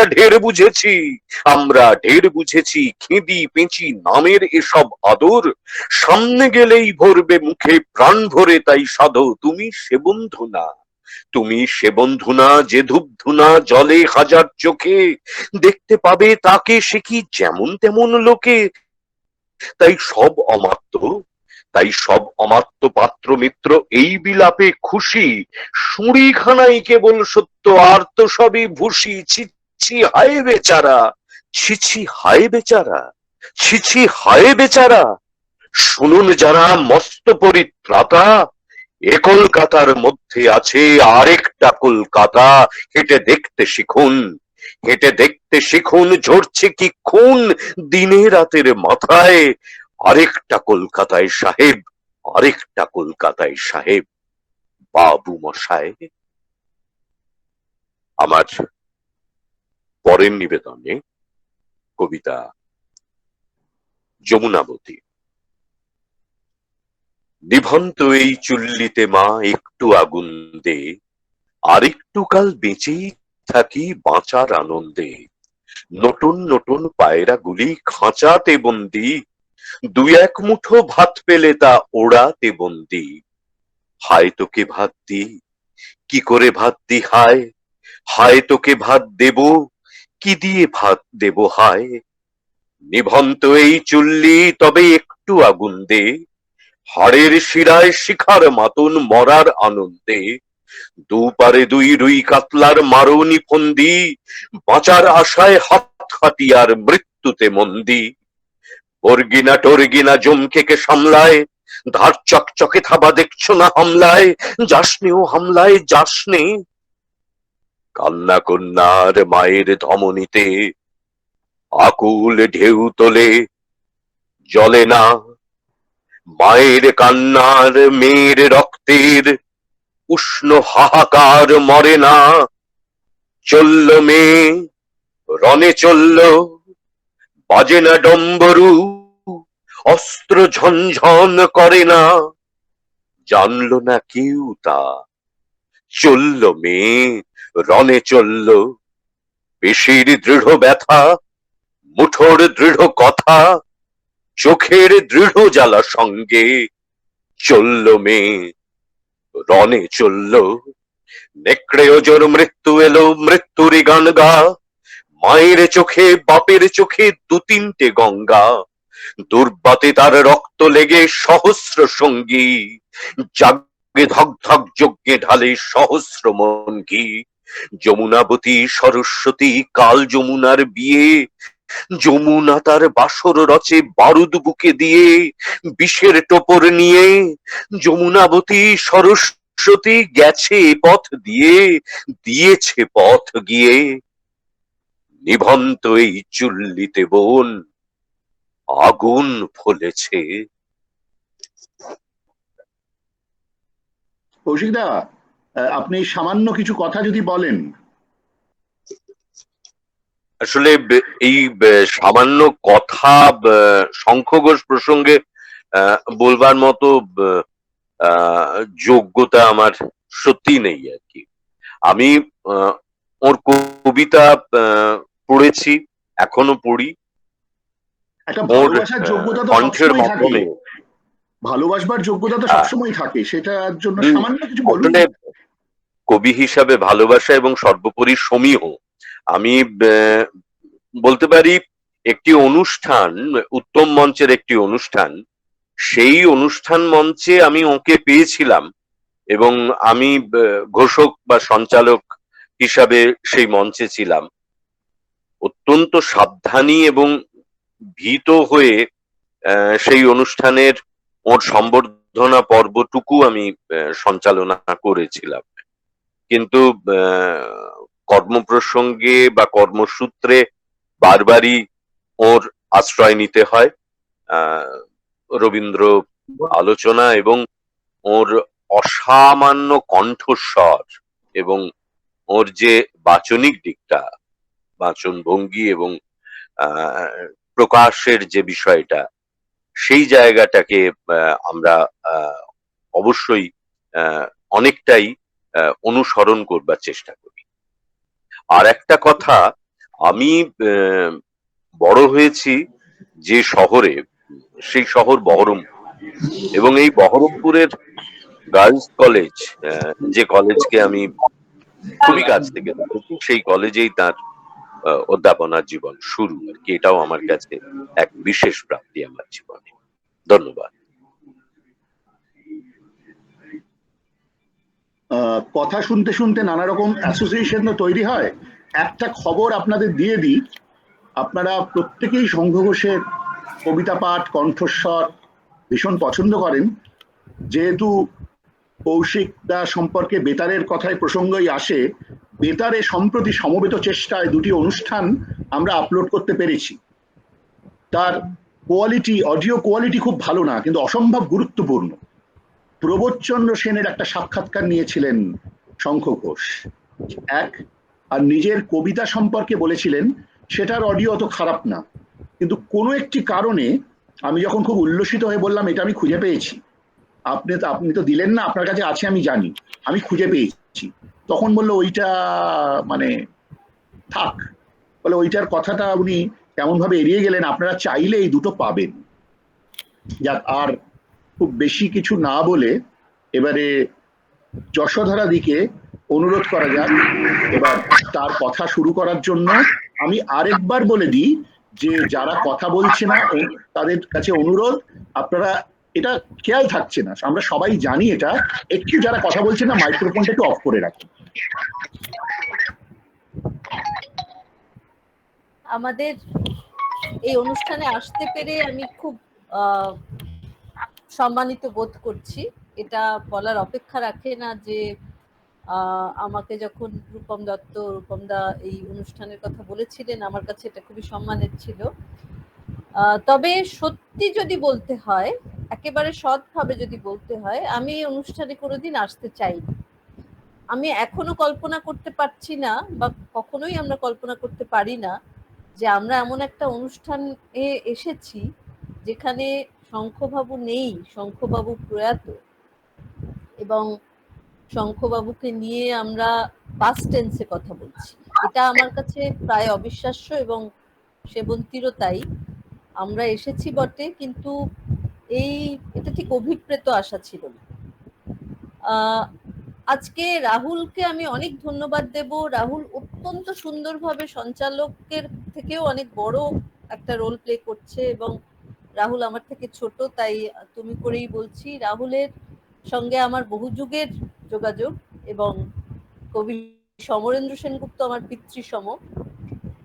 আমি যদি নিজের কথা বলতে শুরু করি, আজকে সারা সন্ধে শুধু নিজের কথাই চলবে, কারণ যশোধরাদি 1 মিনিট একটা কথা বলতে চাই কথার মাঝখানে, সেটা খুব জরুরি। শ্মশানে তো খুব কম মানুষ আমরা যেতে পেরেছিলাম, সেখানে মিঠিদি চোখের জল ফেলতে ফেলতে বলেছিলেন, এতদিন তোরা আসতিস, বাবার জন্মদিন ছিল, এবার থেকে বাবার একটা মৃত্যুদিনও হলো। বলো তুমি। সত্যি এই যে আসলে মানে আমার নিজের বাবা, যেহেতু খুব ছোটবেলায় আমি হারিয়েছি বাবাকে, কিন্তু আমার একটা পারিবারিক যোগাযোগের ব্যাপারও আছে। সেটা যেহেতু খুব ইনফর্মালি আজকে এই মিটিংটা চলছে গুগল মিটে, এবং রাহুল এত সুন্দরভাবে শুরু করেছে, আমি খুব থিওরিটিক্যাল একটা জায়গা থেকে বলতে চাইছিলাম শঙ্খবাবুর কথা, কিন্তু লোভ সামলানো যাচ্ছে না। ও এমন ভাবে অ্যাসোসিয়েশন দিয়ে জড়িয়ে নিচ্ছে আমাদের। আমার দুটো পারিবারিক যোগাযোগের কথা আমি খুব ছোট্ট করে বলছি। একটা হলো যে আমি খুব ছোটবেলায় পিতৃহারা, কিন্তু আমার কাকা মানস রায়চৌধুরী কবি ছিলেন বলে সব কবিরাই আমার কাছে কিভাবে জানি কাকা হয়ে গিয়েছিলেন, এবং তারা সেটা টেনে নিয়ে গিয়েছিলেন। মানে আমি যখন বড় হয়ে নিজে লিখতে শুরু করেছি, তখন সমরেন্দ্র কাকু আমাকে, আমি সমরেন্দ্র জেঠু বলেছিলাম, উনি বলেছিলেন, জেঠু কি করে বললি তুই, আমি তো তোর কাকার বন্ধু, এবং তোর বাবাকে তো আমি দাদা বলতাম, কাজে কাকুই বললি। ঠিক একইভাবে আমি আরেকটা অন্য সূত্রে শঙ্খ ঘোষের সঙ্গে যুক্ত। সেটা হলো যে শঙ্খ ঘোষের পরিচিতি যদি আপনারা খোলেন, দেখবেন তিনি বরিশালের বানরিপাড়ার মানুষ আসলে, এবং বানরিপাড়ার ঘোষ দস্তিদার তারা। আমার দাদু ছিলেন, আমার দাদা মশাই, মায়ের বাবা, তিনিও সেখানকারই মানুষ। এবং আরো মজার যেটা, সেটা হচ্ছে যে আমি তখন সদ্য কবিতা লিখছি, তখন কবিতার একটা অনুষ্ঠানে, প্রভাত চৌধুরীর কবিতা পাক্ষিকের অনুষ্ঠানে শঙ্খবাবু এসেছিলেন, এবং উনি তো বিশাল মানুষ। আমি মানে নমস্কার করে পায়ের হাত দিয়ে প্রণাম করার পর উনি বলেছিলেন যে তুমি তো দেবপ্রসাদ ঘোষের নাতনি, আর ওনার সঙ্গে কিন্তু আমার সম্পর্ক ভালো ছিল না। তার কারণ এটাই যে দেবপ্রসাদ ঘোষ ছিলেন সাংঘাতিক রক্ষণশীল একটা ক্যাম্পের মানুষ, তিনিও ইন্টেলেকচুয়াল ছিলেন, তিনি ভারতীয় জনসংঘের প্রেসিডেন্ট হয়েছিলেন, আর শঙ্খবাবুরা ছিলেন একেবারে তরুণ তুর্কি এবং বাম মনস্ক, এবং প্রচুর ক্রিটিসিজম তারা দেবপ্রসাদ ঘোষের সম্বন্ধে করতেন খোলাখুলি। আর তখনকার একটা অদ্ভুত ব্যাপার ছিল, সেটা হলো যে মানুষের প্রতি সৌজন্য রেখেই তাকে ক্রিটিসাইজ করতেন, সমালোচনা যেগুলো করতেন রাজনৈতিক বা ভাবধারার সমালোচনাটা করতেন, কিন্তু কোথাও সৌজন্যের এতটুকু ঘাটতি হতো না। যার ফলে দেবপ্রসাদ ঘোষের আবার যখন মৃত্যুর পর তাকে নিয়ে একটা বই লেখা হয়, শঙ্খ ঘোষ একটি নাতিদীর্ঘ প্রবন্ধ লিখেছিলেন তাকে দিয়ে, এবং সেখানে ওই বানরিপাড়ার সম্পর্ক, ঘোষ দস্তিদারদের কথাও আছে। তো এরকম পারিবারিক ছোট ছোট ইনসিডেন্ট তো আমাদের সবারই আছে, কোনো না কোনো অ্যানেকডোট আছেই। কিন্তু আমরা যখন শঙ্খ ঘোষকে চিনেছি, আমি যখন চিনেছি, তখন এইসবের ছাপিয়ে আমার মনে পড়ে, আমি সেখান থেকেই শুরু করতে চাই আজকের কথাটা। 1985 সালে, 84-85 সালে প্রেসিডেন্সি কলেজের ক্যান্টিন, আজকে যে কবিতাগুলো পড়া হলো, কৌশিকদা পড়লেন, এই কবিতাগুলো ক্যান্টিনের টেবিল বাজিয়ে এগুলো আমরা আবৃত্তি করতাম। এবং একটা এই যে সার্বিক ছেলে মেয়েদের ভেতরে শঙ্খবাবুকে নিয়ে যে ফ্যান ফলোইং, সেটা তো তখন পুরো দস্তুর আছে। আমরা যে সময়টা পড়াশুনো করেছি 80-র দশক, আমাদের শঙ্খবাবুর সঙ্গে আলাপ সেই কবিতাগুলোর মাধ্যমেই। এবং এক একটা ছোট ছোট বই তার, সেটা নিয়ে যেভাবে কাড়াকাড়ি হতো ক্যান্টিনের টেবিলে, এবং সঙ্গে সঙ্গে প্রায় মুখস্থ করে ফেলতো সবাই। তাছাড়া ফর্মালি কবিতা আবৃত্তির কম্পিটিশনে সেই কবিতা পড়া হচ্ছে, মানে এই যে কবিতার আবহের মধ্যে আমাদের বড় হওয়া, সে যে সাবজেক্টই পড়ুক, বাংলা নিয়ে যে পড়েছে বা আমি দর্শন নিয়ে পড়েছি, আমাদের তো ছিলই। এই ক্ষেত্রে আমি আরেকটি জিনিসও যোগ করতে চাই, সেটা হলো যে একেবারে সদ্য অঞ্জন বন্দ্যোপাধ্যায় যে চলে গেলেন, সাংবাদিক অঞ্জন বন্দ্যোপাধ্যায়, আলাপন বন্দ্যোপাধ্যায়ের ভাই। অঞ্জন ছিল আমারই ব্যাচের বাংলা বিভাগের ছাত্র, এবং 21 তারিখের পরে অঞ্জন মারা গেছে মে মাসে, এবং অঞ্জন তখন বোধহয় অলরেডি কোভিড আক্রান্ত। 21 তারিখের পরে ও কিন্তু একটি টুইট করেছিল বা একটি ফেসবুক পোস্ট দিয়েছিল শঙ্খবাবুকে নিয়ে, এবং আমিও তখন যে লেখাগুলি লিখছিলাম সেই একই ক্যান্টিনের কথা লিখছিলাম। ও এবং ওর স্ত্রী অদিতি এরা সাংঘাতিক আক্রান্ত ছিল এই স্মৃতিতে, এবং আমাদের একটা ছোট হোয়াটসঅ্যাপ গ্রুপে এগুলো নিয়ে আদান প্রদানও হয়েছিল, যে ওই সময়টাকে মনে পড়ে যাচ্ছে, যে সময়টা আমরা ছাত্র, রক্ত অসম্ভব টকবক করে ফুটছে, এবং সেই সময় একের পর এক যে কবিতাগুলি তার কলম থেকে আসছে বা ইতিমধ্যেই লেখা হয়ে গেছে যে বইগুলি, যেমন কবিতার মুহূর্ত, যেটা শুরুতেই বামাদা বললেন, এইসব বইগুলো তো কি বলবো, এগুলো আইকন বা এগুলো কাল্ট বই। আসলে শঙ্খবাবু যে কাল্ট কবি হয়ে উঠতে পেরেছিলেন বা কাল্ট ফিগার ছিলেন, এটা বোধহয় কোনো সংশয়ের অতীত। তার যে আমার তো শুনতে শুনতে মনে হচ্ছিল তার যে এত এত পুরস্কারেরাই আসলে সম্মানিত হয়েছে। শঙ্খবাবু এইসব পুরস্কারের চেয়ে অনেক বড় একটি ফিগার, অনেক বিশাল একটি মহিরুহ। এবং আজকের এই যে দিনটা, আমরা বোধহয় তার কথা বলছি, মানে একটা মহিরুহকে, মাথার উপরে ছায়াদানকারী মহিরুহ যখন হারিয়ে যায়, তখন তাকে নিয়ে কথা বলা, মানে তার মধ্যে একটা অদ্ভুত শূন্যতা এবং হাহাকার আছে। আমি সেটা প্রতি মুহূর্তে ফিল করি, এবং আমার এটাই মনে হয় যে বয়সে ছোট বলেই আমাদের এই দায়টা বহন করতে হলো বা এই কষ্টটা পেতে হলো। আমাদের ওপর থেকে একের পর এক গাছেরা ধীরে ধীরে চলে যাচ্ছেন, এবং আমাদের ক্রমশ ওপরটা শূন্য হয়ে যেতে দেখা, এটা বোধহয় আমাদের জীবনের একটা চূড়ান্ততম ট্র্যাজেডি। আমি খুব তাত্ত্বিক ব্যাপারের মধ্যে যাব না, কিন্তু কয়েকটা কথা বোধহয় বলা জরুরি। একটা হচ্ছে যে আমরা প্রায়ই শুনি, এটা খুব কমন ভাবে বলা হয়, যেটা আমি শুনতেই বললাম যে তিনি কাল্ট ফিগার ছিলেন, তার একটা বড় কারণ যে তার রাজনৈতিক চেতনা, তার রাজনৈতিক যে অবস্থান, এবং কোথাও একটা, এটা কিন্তু কোন পার্টির রাজনীতি তার সঙ্গে এটার কোনো সম্পর্ক নেই, কারণ তিনি আমাদের শিখিয়ে গেছেন, অন্তত আমি তার থেকে যেটুকু পাঠ পেয়েছি তার লেখা পড়ে, সেটা হলো এই যে কবির একটাই দায়বদ্ধতা, সেটা সত্যের কাছে। এবং সত্য মিথ্যা এই দুটো শব্দ শঙ্খবাবুর লেখায় এমন বারবার এসেছে। যখনই কোনো একটা বই পড়ি, কয়েকদিন আগে গান্ধর্ব কবিতা গুচ্ছ পড়ছিলাম, তার আগে লাইনেই ছিলাম বাবা পড়ছিলাম, তারপর বিভিন্ন বই তো আমরা পড়েইছি, মানে এই যে সবের উপর সামিয়ানা, আমরা যখনই পড়ি আমরা বুঝতে পারি যে কবির অবস্থান কখনো রাষ্ট্রের সঙ্গে হয় না, সবসময় রাষ্ট্রের বিপরীতে হয়, কেননা রাষ্ট্র মানে ক্ষমতা, এবং ক্ষমতার বিপরীতে থাকাই কবির ধর্ম। এটা কিন্তু প্রতি মুহূর্তে তার লেখায় আমরা বুঝেছি, তার ব্যক্তি জীবনের পদচারণায় আমরা বুঝেছি, এবং যে কোনো ঘটনা ঘটেছে শঙ্খবাবুর কাছে যাওয়া হয়েছে তার স্টেটমেন্ট নেওয়ার জন্য, এবং তিনি তখন যে কথাটি বলেছেন সেটা আমাদের দেখিয়ে দিয়েছে যে কবির এটাই কাজ, এবং একজন দ্রষ্টা হিসেবে কবি কখনো কোনো ক্ষমতার সঙ্গে থাকেন না, কবি ক্ষমতার বিপরীতেই থাকে। এবং একেবারে সম্প্রতি আমি আবার সেই রাজনীতির কথায় আসতে চাই না, আজকে খুব একটা অন্যরকম সুন্দর মনোরম এবং স্মৃতি বিধুর হয়ে উঠেছে ইতিমধ্যেই রাহুলের কথা, এবং সেবন্তীও অনেক ব্যক্তিগত কথা বলতে পারবেন। তাও আমি এটা বলতে বাধ্য হচ্ছি যে আজকের দিনে আমরা যেখানে দাঁড়িয়ে আছি, আমাদের বারবার ফিরে যেতে হবে শঙ্খবাবুর কাছে। কিছুদিন আগেই আমি একটি লেখা পুরনো বই পড়েছি, সেটা হলো 1984 জর্জ অরওয়েলের লেখা। সেটা পড়তে পড়তে সেটাতে একটা লাইন আছে যে আমরা আমাদের জীবিত কালে কোনো পরিবর্তন দেখতে পাবো না, আমাদের লড়াই চলতেই থাকবে, এবং আমরা যখন রাষ্ট্র বা ক্ষমতার সঙ্গে লড়াই করছি তখন আশার আলো অনেক দূরে, কিন্তু আমরা শুধু একটাই কাজ করতে পারি, আমাদের লেখার মাধ্যমে আমরা শুধু আমাদের যে বলয়টা, যে বৃত্তটা স্যানিটির, যেটাকে আমরা চাই, সেটাকে অল্প একটুখানি বিস্তার করতে পারি। আমি যে স্যানিটিটা চাইছি, যেটা আমি চারপাশে পাচ্ছি না, সেটাকে আমি সামান্য একটুখানি এগিয়ে নিয়ে যাওয়ার কাজটাই শুধু করতে পারি, তার চেয়ে বেশি আমি কিছু পারবো না। শঙ্খবাবু একেবারে সম্প্রতি একটি লেখায় লিখেছিলেন যে আমরা সবাই মাঠের মধ্যে দাঁড়িয়ে আছি, মানে আজও তার কণ্ঠে যে বিবেক আমরা খুঁজে পাই। সেই কবিতাটি আমার কাছে আছে, আমি পরে খুঁজে পড়বো।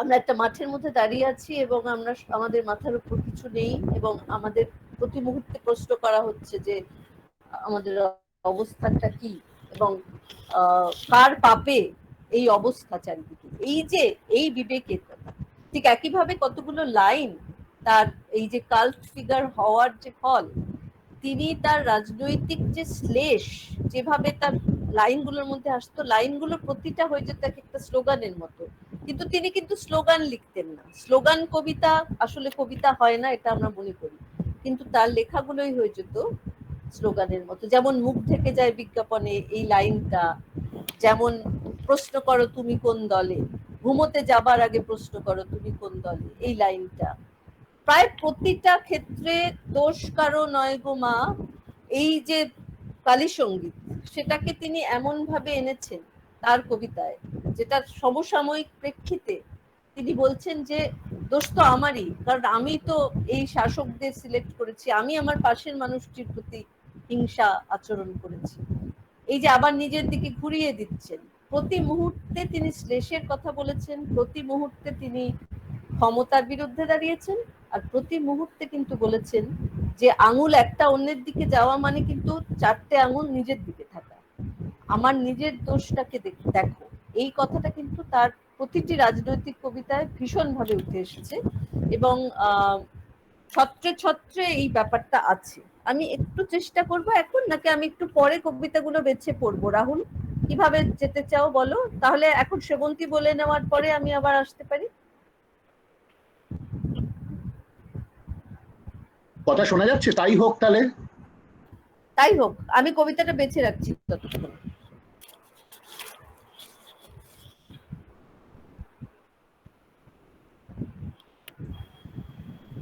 রাহুল, আমি কি বলবো এখন কিছু? রাহুলের কিছু সমস্যা হচ্ছে কি? কি শব্দের সমস্যা হচ্ছে? হ্যাঁ সেবন্তী, হ্যাঁ, আমার হ্যাঁ, মনে হয় তুই বল। আপনি শুরু করুন। আচ্ছা, শোনা যাচ্ছে? হ্যাঁ হ্যাঁ, রাহুল, এবার শুনতে পেয়েছি, এবার শুনতে পেয়েছি। একটা জিনিস একটু বলার আছে, দাঁড়াও রূপম দা। আচ্ছা, আমরা এত অভিভূত হয়ে গিয়েছিলাম, আমরা আমন্ত্রিত অতিথির সম্পর্কে প্রথমে একটু বলে নেওয়া উচিত। সেটা আমি অভিভূত হয়ে ভুলে গেছি, মার্জনা করবেন, সেটা খুব সামান্য হলেও বলে নিচ্ছি। কবি যশোধরা রায়চৌধুরীর জন্ম 1965 সালে কলকাতা শহরে। বাবা অকাল প্রয়াত কল্পবিজ্ঞান সাহিত্যিক দিলীপ রায়চৌধুরী। রেডিওর একটা অসাধারণ অনুষ্ঠান ছিল সবুজ মানুষ, 4 জন আলাদা আলাদা করে লিখেছিলেন, সেটা প্রচারিত হয়েছিল। প্রেমেন্দ্র মিত্র, সত্যজিৎ রায়, ওনার যশোধরাদির বাবা এবং আমাদের অদৃশ বর্ধন। মা সুগায়িকা ও চিত্রশিল্পী অরুন্ধতী রায়চৌধুরী। দর্শন নিয়ে প্রেসিডেন্সির স্নাতক। যশোধরা ভারতের কেন্দ্র সরকারি অডিট দপ্তরে পদাধিকারী। লেখালেখির প্রকাশ 1993 থেকে। 1996 থেকে আজ অব্দি কবিতার বই 17টি, তার ভিতরে পণ্য সংহিতা, পিশাচিনী কাব্য, আবার প্রথম থেকে পড়ো, ভার্চুয়ালের নবীন কিশোর, ভবদেহের স্বর্গীয় সঙ্গীত ইত্যাদি উল্লেখযোগ্য। ইদানিং প্রকাশিত হয়েছে শ্রেষ্ঠ কবিতা দেশ থেকে। এছাড়াও কবিতা সংগ্রহ 2 এবং আনন্দ পাবলিশার্স থেকে প্রকাশিত হয়েছে জ্বর পরবর্তী নামক একটি কাব্যগ্রন্থ। মূল ফরাসি থেকে অনুবাদ করেন। অনুবাদ গ্রন্থ 3টি, উল্লেখ্য সার্জ ব্রেমলির লিওনার্দো দা ভিঞ্চি। নভেলা, গল্প, গদ্য গ্রন্থ 5টি, উল্লেখ্য দেশ থেকে প্রকাশিত লেডিস কম্পার্টমেন্ট ও সোপান থেকে প্রকাশিত ভালোবাসার গল্প। ধন্যবাদ। এবারে আমি সেমন্তীকে আহ্বান জানাচ্ছি, কিন্তু তার আগে আমি তার পরিচয়টা প্রথমেই দিয়ে নিতে চাই। সেবন্তী ঘোষের জন্ম শিলিগুড়ি 1967 সালে 19 মার্চে। বাবা অধ্যাপক হরেন ঘোষ, মা দীপ্তি ঘোষ। অধ্যাপক হরেন ঘোষ কিভাবে সাংস্কৃতিক কর্মকাণ্ডে জড়িয়েছিলেন আমি এটা আমার পিতা প্রয়াত কবি সমরেন্দ্র সেনগুপ্তের কাছ থেকে শুনেছি। এই যুগের মানুষ অনেকেই হয়তো তার খোঁজ রাখেন না। সেবন্তী ঘোষের পড়াশুনো শান্তিনিকেতনে, কবি ও গদ্যকার, পেশায় শিক্ষিকা। সেবন্তী ঘোষের প্রকাশিত কবিতার বই 8টি। যে তাকে অন্ধকারে, আমাদের কথা, বাংলা ম্যাম, ফুর্তি ও বিষাদ কাব্য, ফুল ও সুগন্ধ, গালিবের বউ যা বলতে পারে, দিল দরিয়া, কলোনি আমার ইত্যাদি। কবি নামে একটি নভেলাও বেরিয়েছে আনন্দ পাবলিশার্স থেকে। সাহিত্য একাডেমির তরফে নেপালি ভাষার কবি ইয়শ ইয়ঞ্জন পিয়াসির সাহিত্য একাডেমি পুরস্কারপ্রাপ্ত গ্রন্থ শান্তি সন্দেহের বাংলা অনুবাদ করেছেন। কৃত্তিবাস পুরস্কার পেয়েছেন। অনিতা সুনীল কুমার বাংলা একাডেমি পুরস্কার পেয়েছেন সাহিত্য একাডেমির ট্রাভেল গ্রান্ট। দিল্লি মানব সম্পদ উন্নয়ন বিভাগ থেকে সিনিয়র ফেলো। 2 বছর ধরে মেয়েদের লেখা নিয়ে গবেষণাপত্রে তৈরিতে নিরত আছেন। সাহিত্য একাডেমি দিল্লির আমন্ত্রণে কানাডার British Columbia, Kwantlen Polytechnic University, Simon Fraser বিশ্ববিদ্যালয়ে গল্প ও কবিতা পাঠ আলোচনায় অংশগ্রহণ করেছেন। ভিয়েতনামে কবিতা পড়া ও সার্ক সাহিত্য উৎসবে ঢাকা ও ভুবনেশ্বর এবং সাহিত্য একাডেমির আমন্ত্রণে কলকাতা, গ্যাংটংয়ে অনুবাদ কর্মশালায় যোগদান করেছেন। দিল্লি,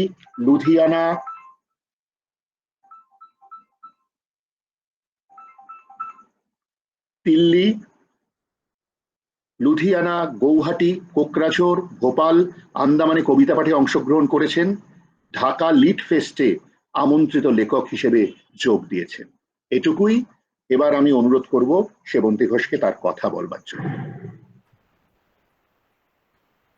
ধন্যবাদ আয়োজকদের আমাকে এখানে আমন্ত্রণ জানাবার জন্যে।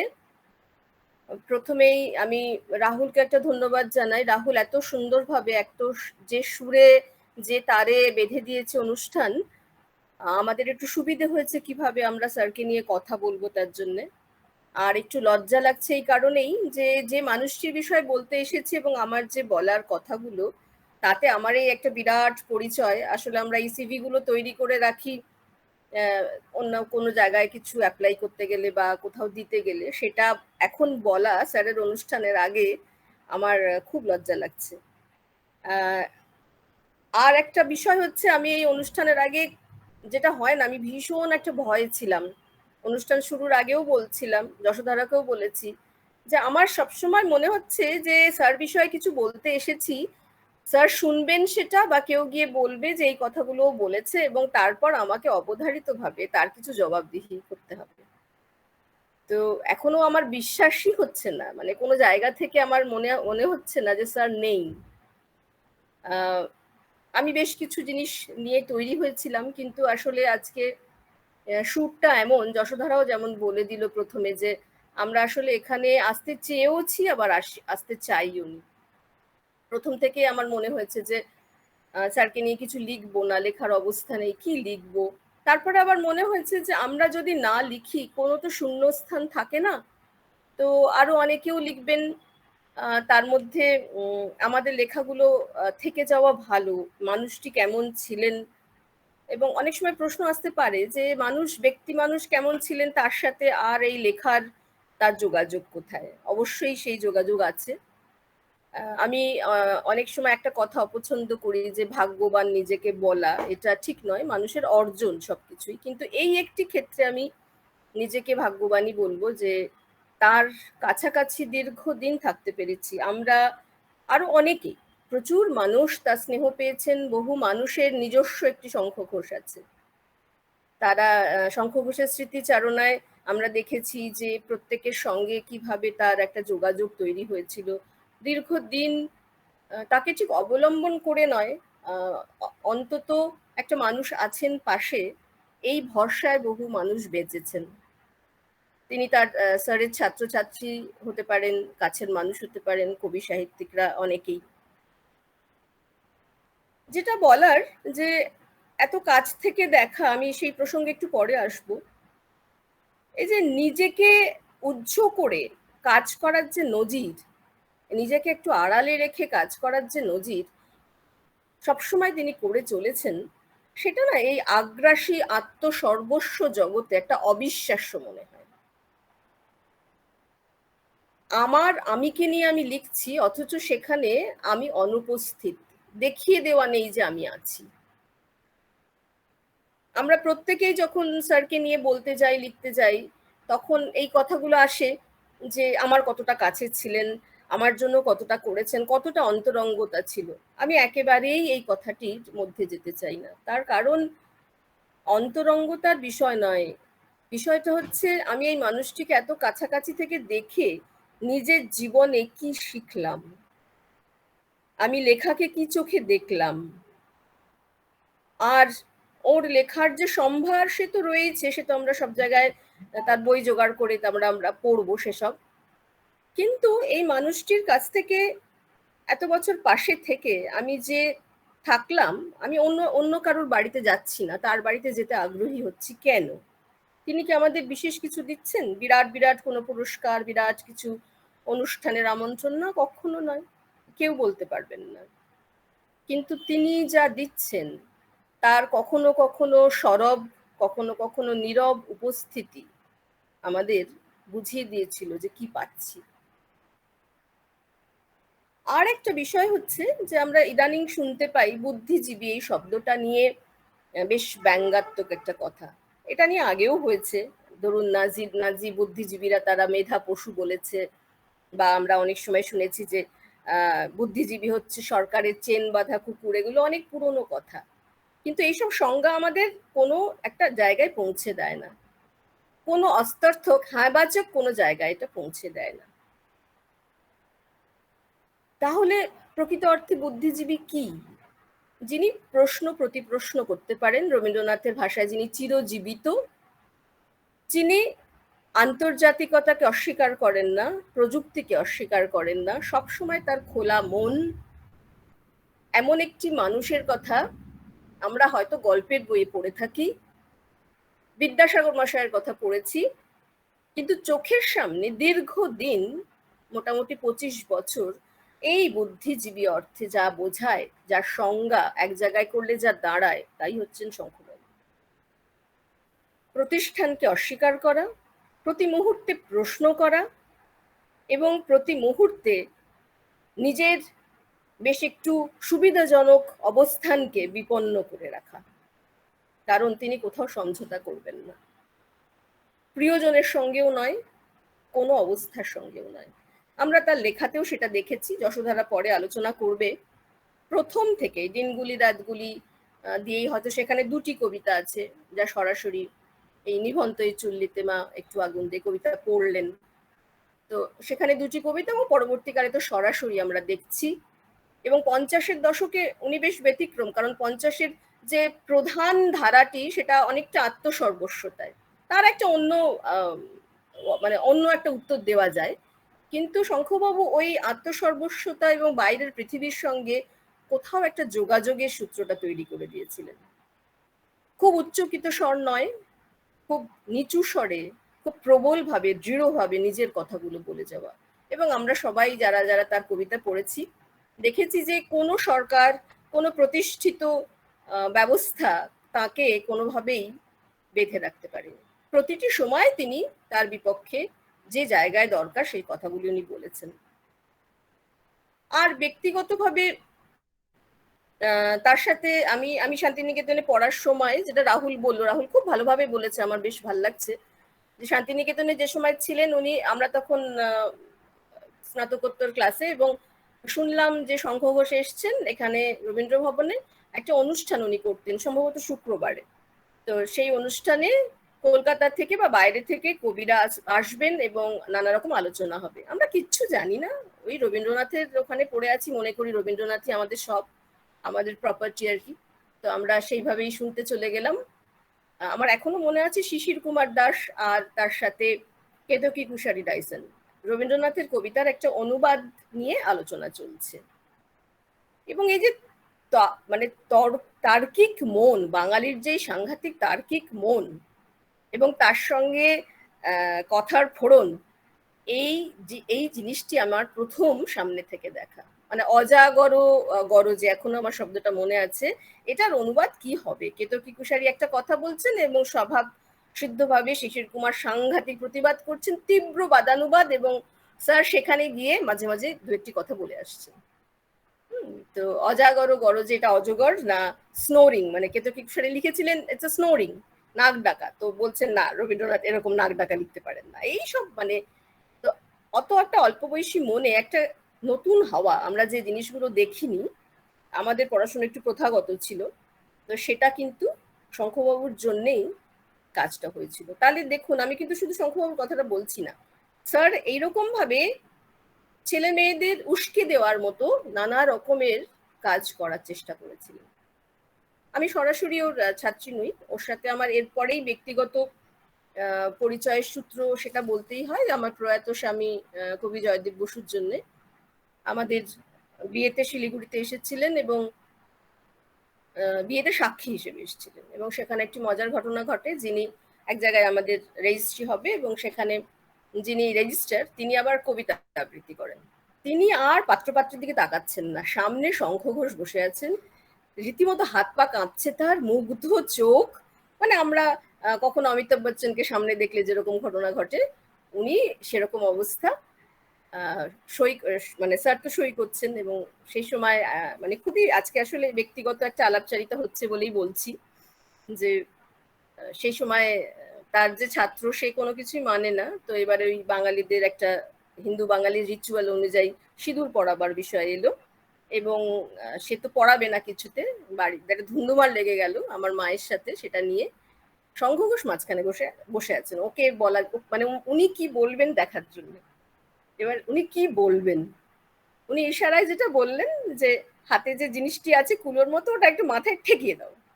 তার মানে একুল উকুল দুকুলি থাকলো, বিনা সিঁদুরে ওটা একটা ঠেকানো গেল, এবং সে যাত্রায় মানে বিয়েটা সম্পন্ন হলো। বিয়ের প্রায় ভাঙো ভাঙো অবস্থা হয়েছিল, কারণ ছাত্র নাচু সে কিচ্ছু করবে না।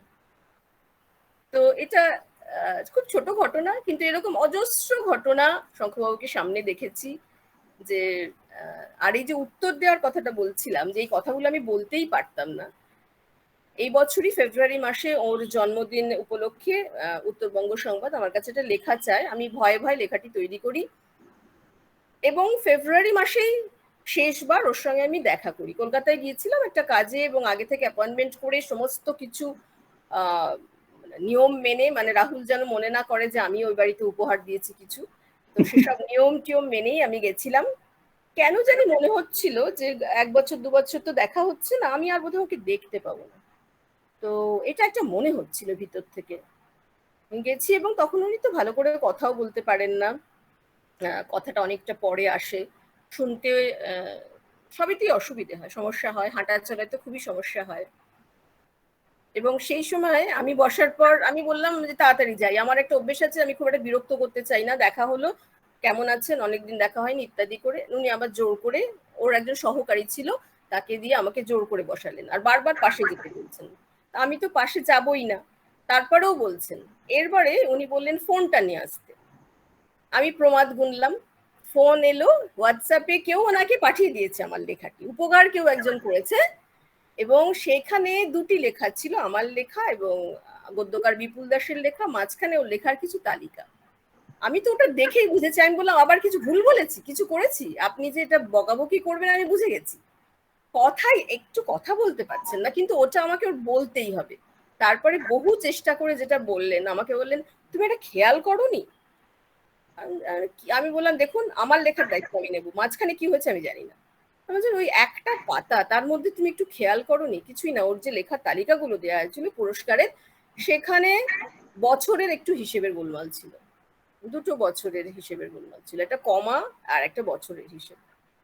তাহলে কল্পনা করুন যে রাহুল এবং আমরা সকলেই যেটা বলছি, ওনার চলে যাওয়াটা কেন লস, এইরকম অবস্থা, তো মাথাটা কি পরিষ্কার। মানে করোনায় চলে যাওয়াটা ওর বয়সের কারণে চলে যাওয়ার একটা আছেই, ওনার বয়স হয়েছিল, কিন্তু এটা একটা অকালে যাওয়া, যার এইরকম ভাবে মস্তিষ্ক সজাগ, যিনি ওই লেখাটি থেকে ওই কমা এবং ওই সালটা খুঁজে নিজে বার করে আমাকে বলছেন, এবং সেটাও একটা ওকে পড়ে শোনানো হয়েছে।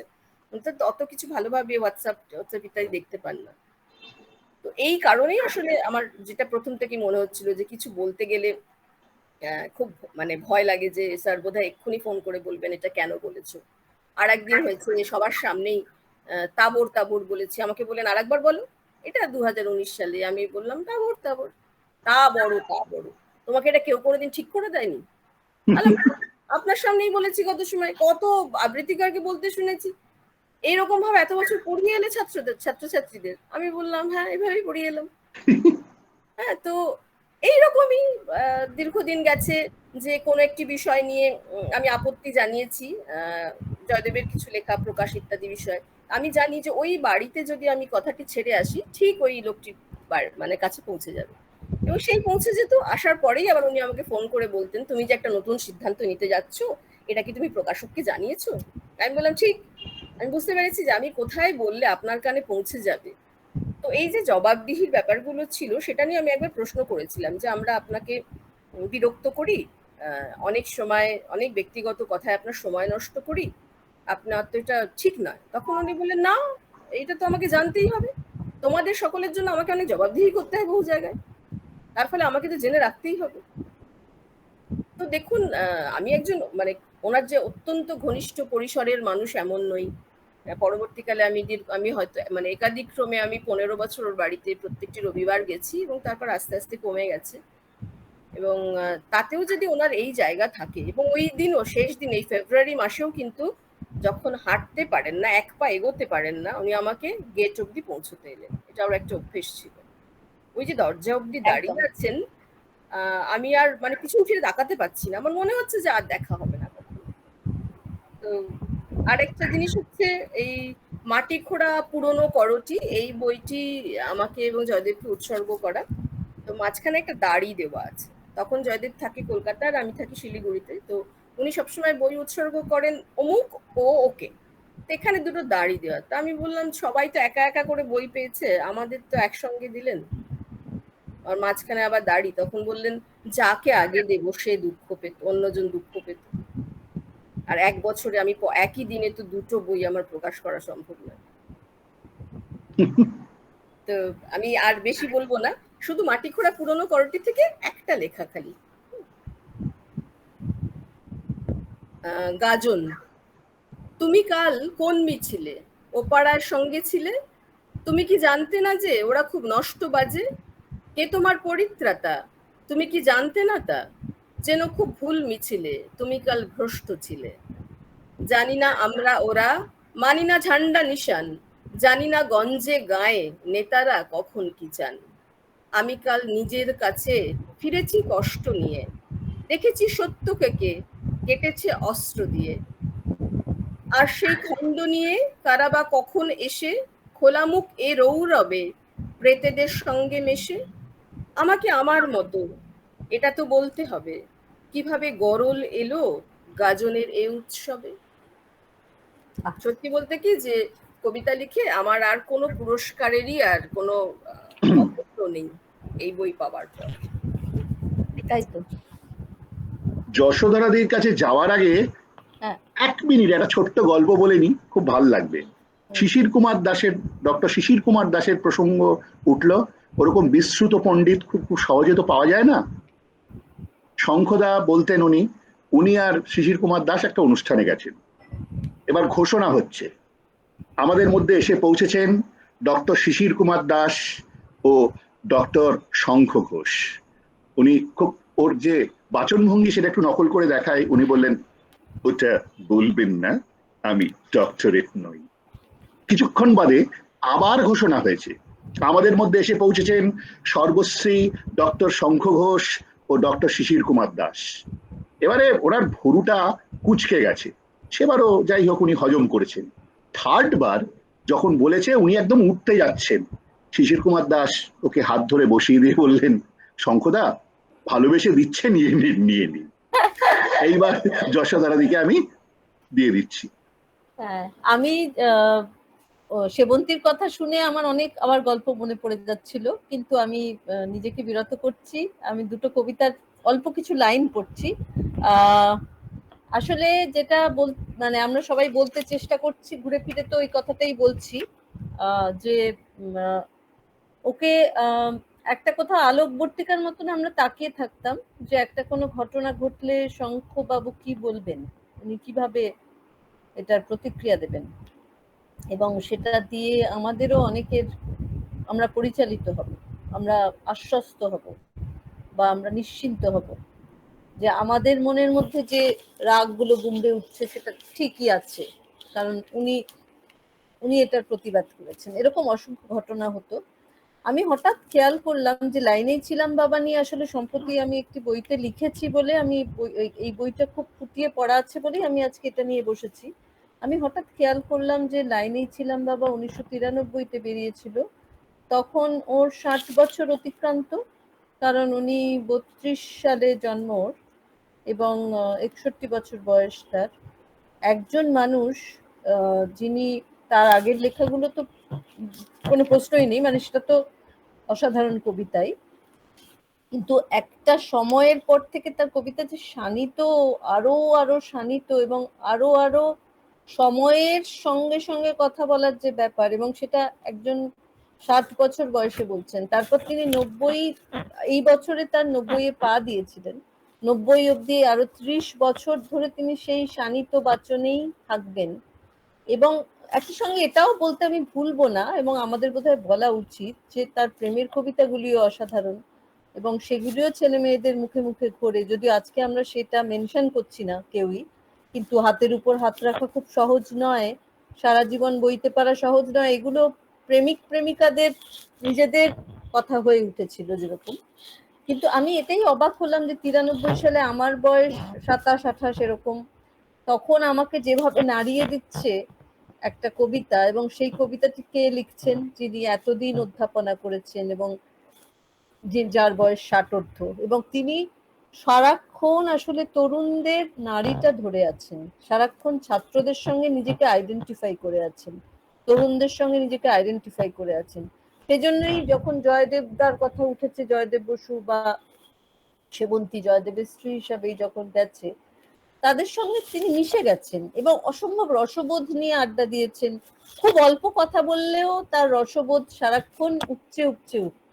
এবং আমার মনে আছে, ঠিক সেবন্তী যেটা বললো, আমারও শেয়ার করতে ইচ্ছে করলো, যে ওই মুখোশ টুখোশ পরে অনেক দূরত্ব মেনটেন করে একবার দেখা করতে গিয়েছিলাম এই ফেব্রুয়ারি মার্চ নাগাদ, এবং সেটাই শেষ দেখা। তখন মনে হয়েছিল যে ফার্স্ট ওয়েভ চলে গেল, হয়তো সব ঠিকঠাক হয়ে যাবে, কিন্তু দেখা ভাগ্যিস করেছিলাম।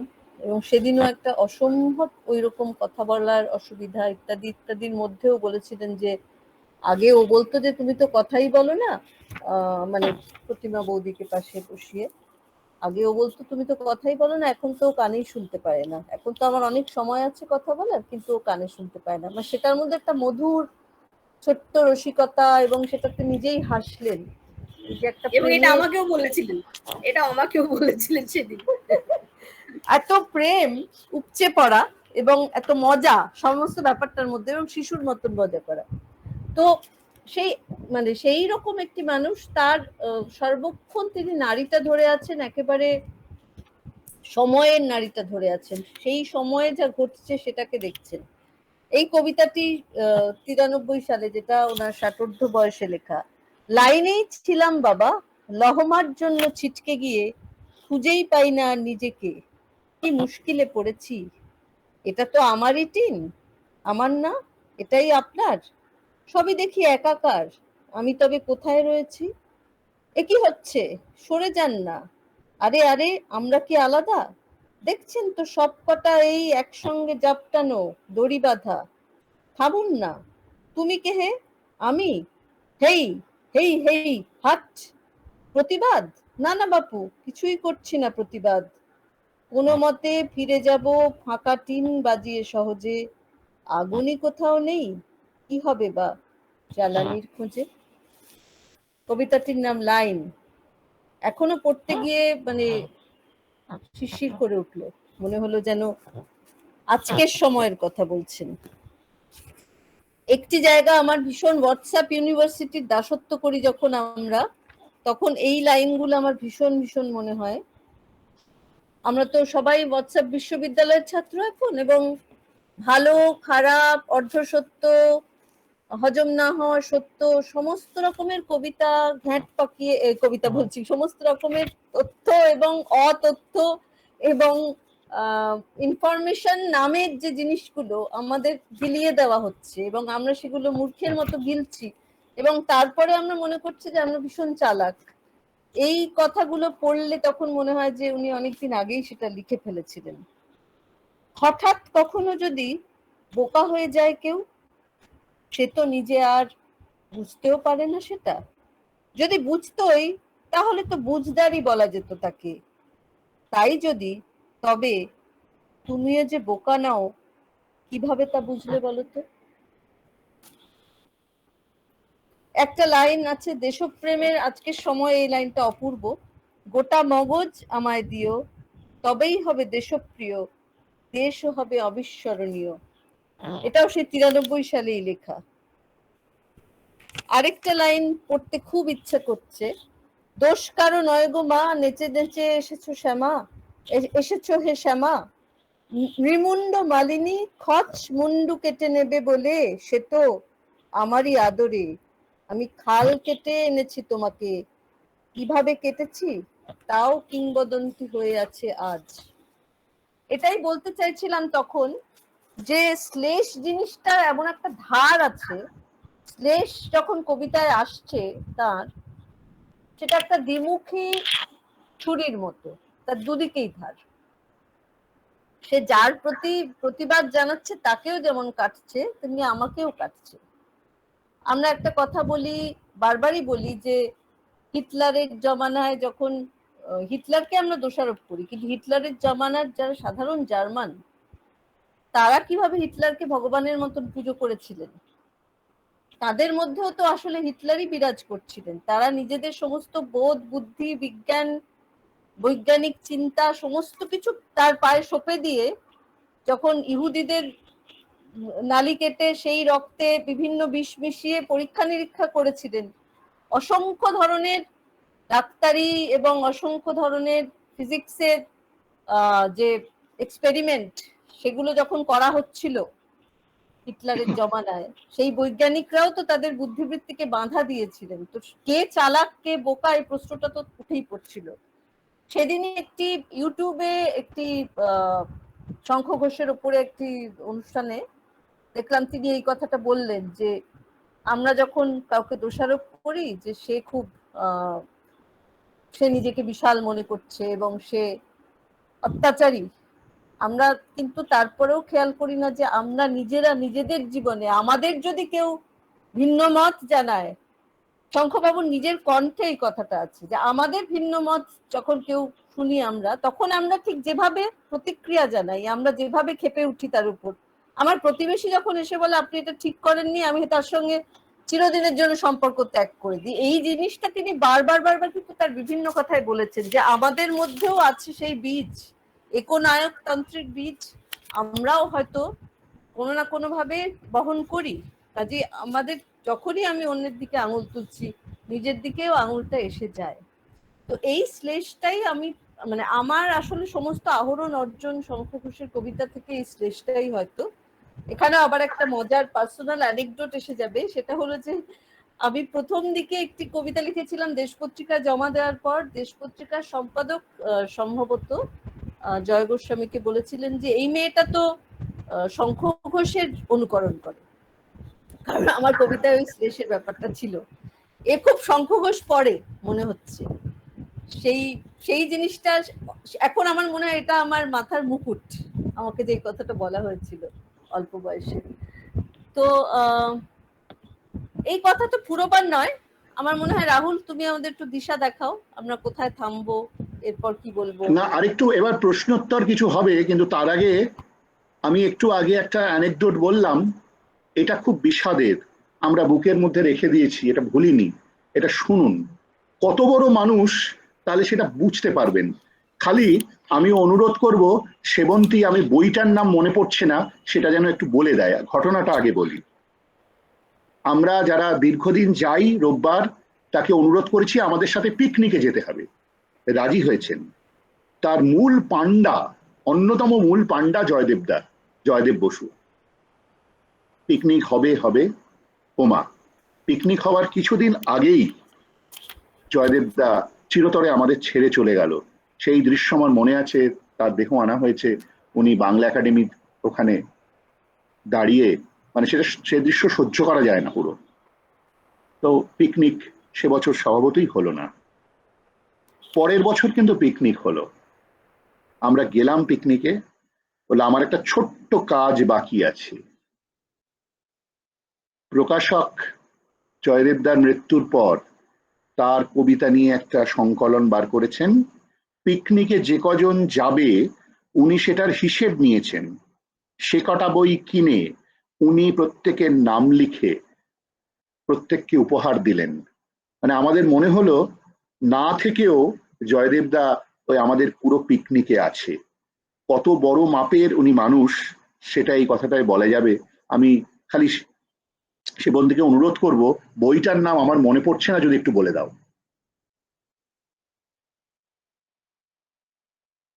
ওই বইটার আলাদা করে নাম নেই, বইটার একটা সংকলন, শাল দিয়ে একটা সংকলন করা ছিল। হুম।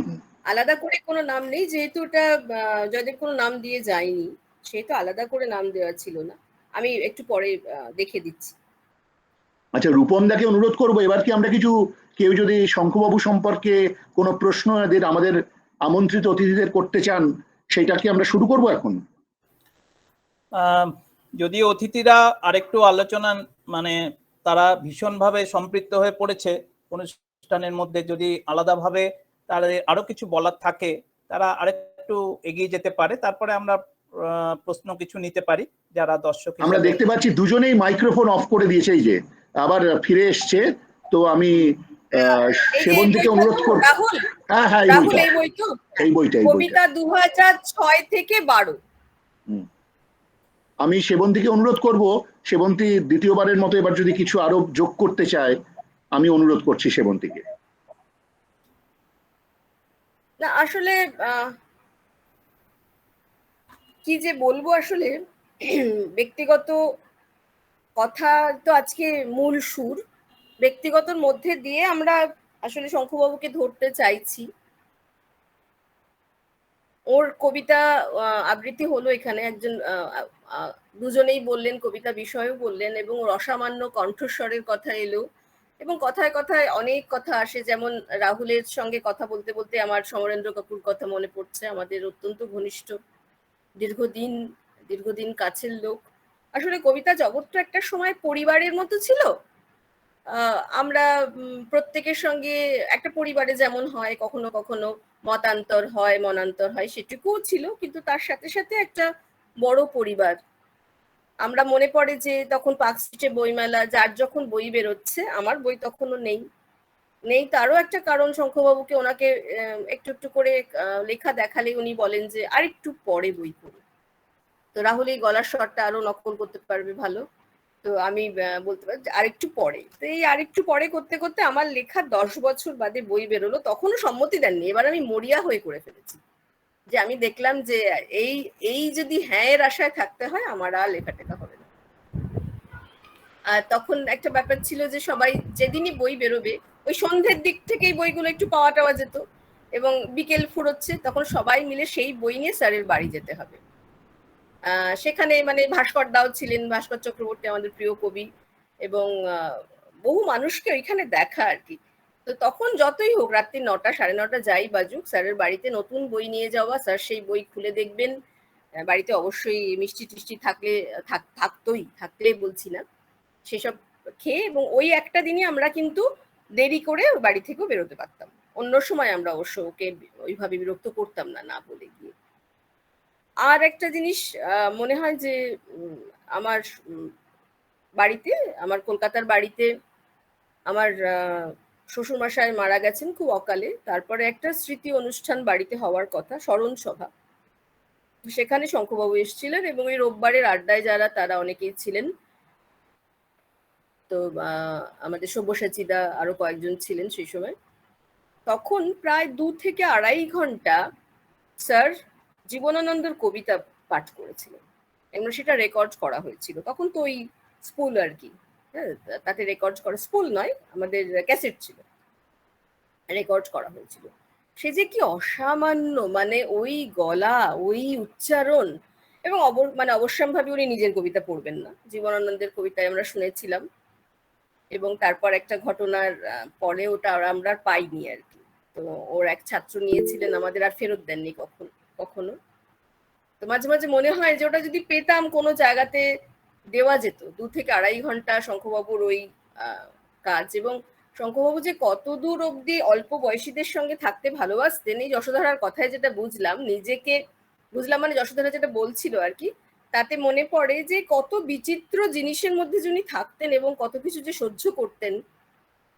তার একটা ব্যাপার হচ্ছে, আমাদের ওই বাড়িতে তখন জয়দেবের খুব সঙ্গে চন্দ্রবিন্দুর ভাব, তারা চন্দ্রবিন্দুর ছেলেরা সবে সবে লিখছে টিকছে এবং সেসব গান হচ্ছে। জয়দেব ঠিক করলো ওর বাড়িতে এদের ডেকে একটা অনুষ্ঠান করে খাইয়ে দাইয়ে সুনীলদা এবং শঙ্খবাবুকে ডেকে আনতে হবে, কারণ এদের শোনাতে হবে। এবং সেইখানে আমার মনে আছে যতদূর প্রথম চন্দ্রিল ওই আমি যে রিস্কাওয়ালা এই গানটি শঙ্খবাবুকে গেয়ে শুনিয়েছিল, এবং শঙ্খবাবু শুনছেন, সুনীলদা একটা অনুষ্ঠানে ছিলেন, সেখান থেকে এসে শুনলেন। এবং আমার তখন একটা ভিতরে অস্বস্তি হচ্ছে, উনি আমি যে রিস্কাওয়ালা এটা উনি কি শুনবেন, কিন্তু ওরা সব শোনালো এবং উনি আপ্লুত হয়ে গেলেন। এই যে মনের একটা গ্রহণ ক্ষমতা, একজন অধ্যাপক, একজন শুধুমাত্র তো কবি নন, তিনি তো একজন বিশিষ্ট অধ্যাপক। এই গ্রহণ ক্ষমতা ওই বয়সে এবং যে কোনো বয়সী ছেলেপুলে, এবং পরবর্তীকালে তো যেটা রাহুলও বললো যে উনি না করতে পারতেন না কোনো অনুষ্ঠান, কারণ তারা সবাই নাতনির থেকে ছোট ছোট। আমাদের সময় তো তাও পুত্র কন্যা সম ছিল, অনেক কিছু বারণ করতেন, বহু মানুষ এসছেন বারণ করছেন। একবার বাড়িতে গেছি, দেখছেন আমাদের বিখ্যাত সাংবাদিক বিক্রমন নায়ার শান্তিনিকেতনে পড়েছেন, নায়ারদাকে যারা দেখেছেন জানেন যে নায়ারদা সুললিত বাংলা। তো নায়ারদা ওকে অনুরোধ করছি জার্মানিতে একটা অনুষ্ঠানে নিয়ে যাওয়ার জন্য। তো আমি ঘরে ওইখান থেকে পাস করছি, ভিতরের ঘরে যাচ্ছি এটা কিছু কাজে।